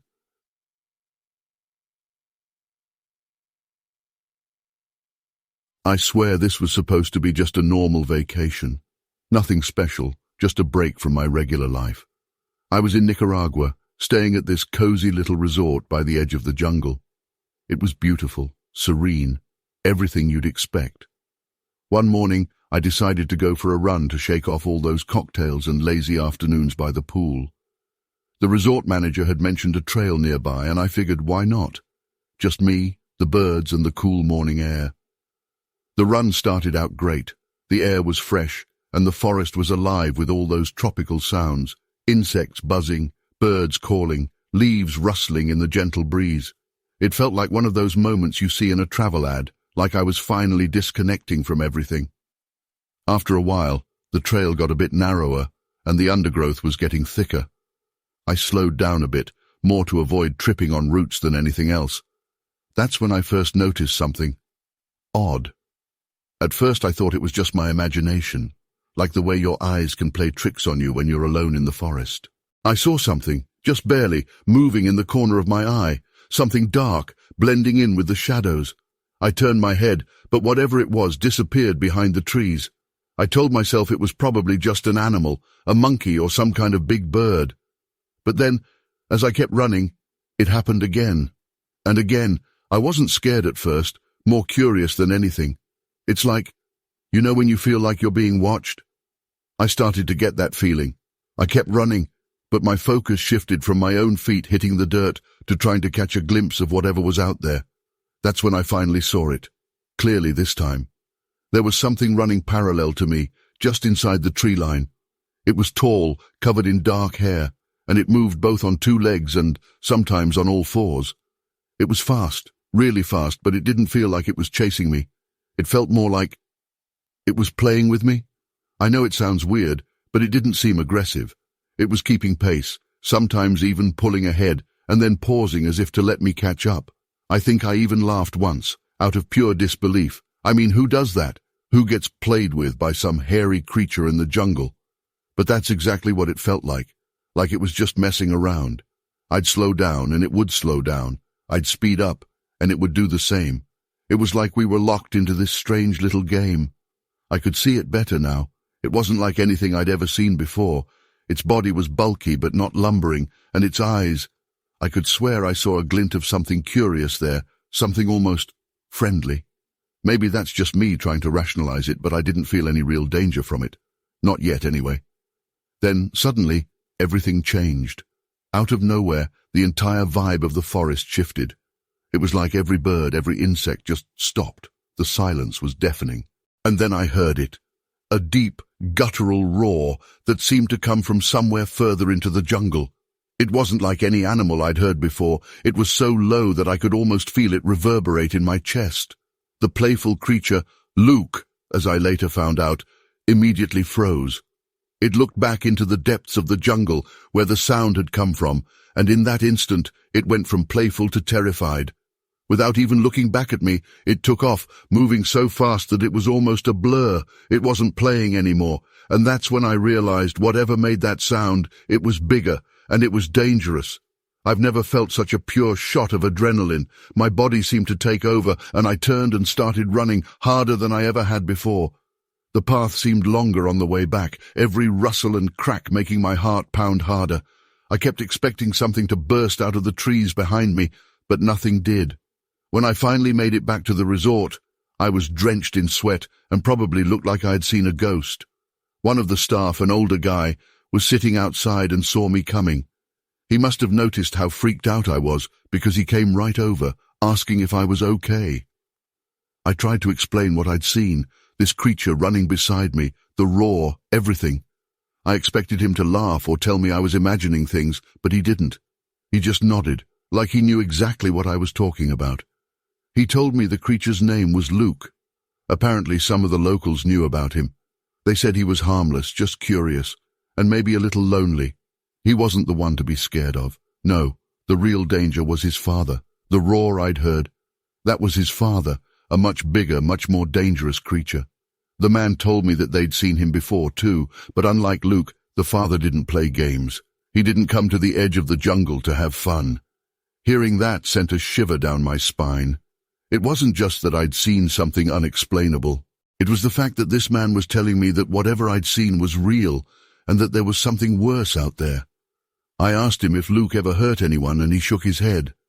But then he looked toward the jungle, his face growing serious, and said, "His father's different. You're lucky he called Luke back." I spent the rest of that day feeling like I was in some kind of daze. Part of me wanted to go back out there, to see if I could find Luke again, maybe understand more.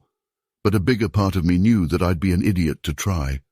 I couldn't shake that feeling of dread, that whatever made that roar was still out there, somewhere deep in the jungle, and that it had noticed me. The staff were kind. They tried to reassure me, but I could tell they were relieved I made it back. I stayed at the resort for a few more days, but I couldn't bring myself to go near that trail again. I kept thinking I'd see something from the edge of the property, a flash of movement, a shadow darting between the trees, but there was nothing.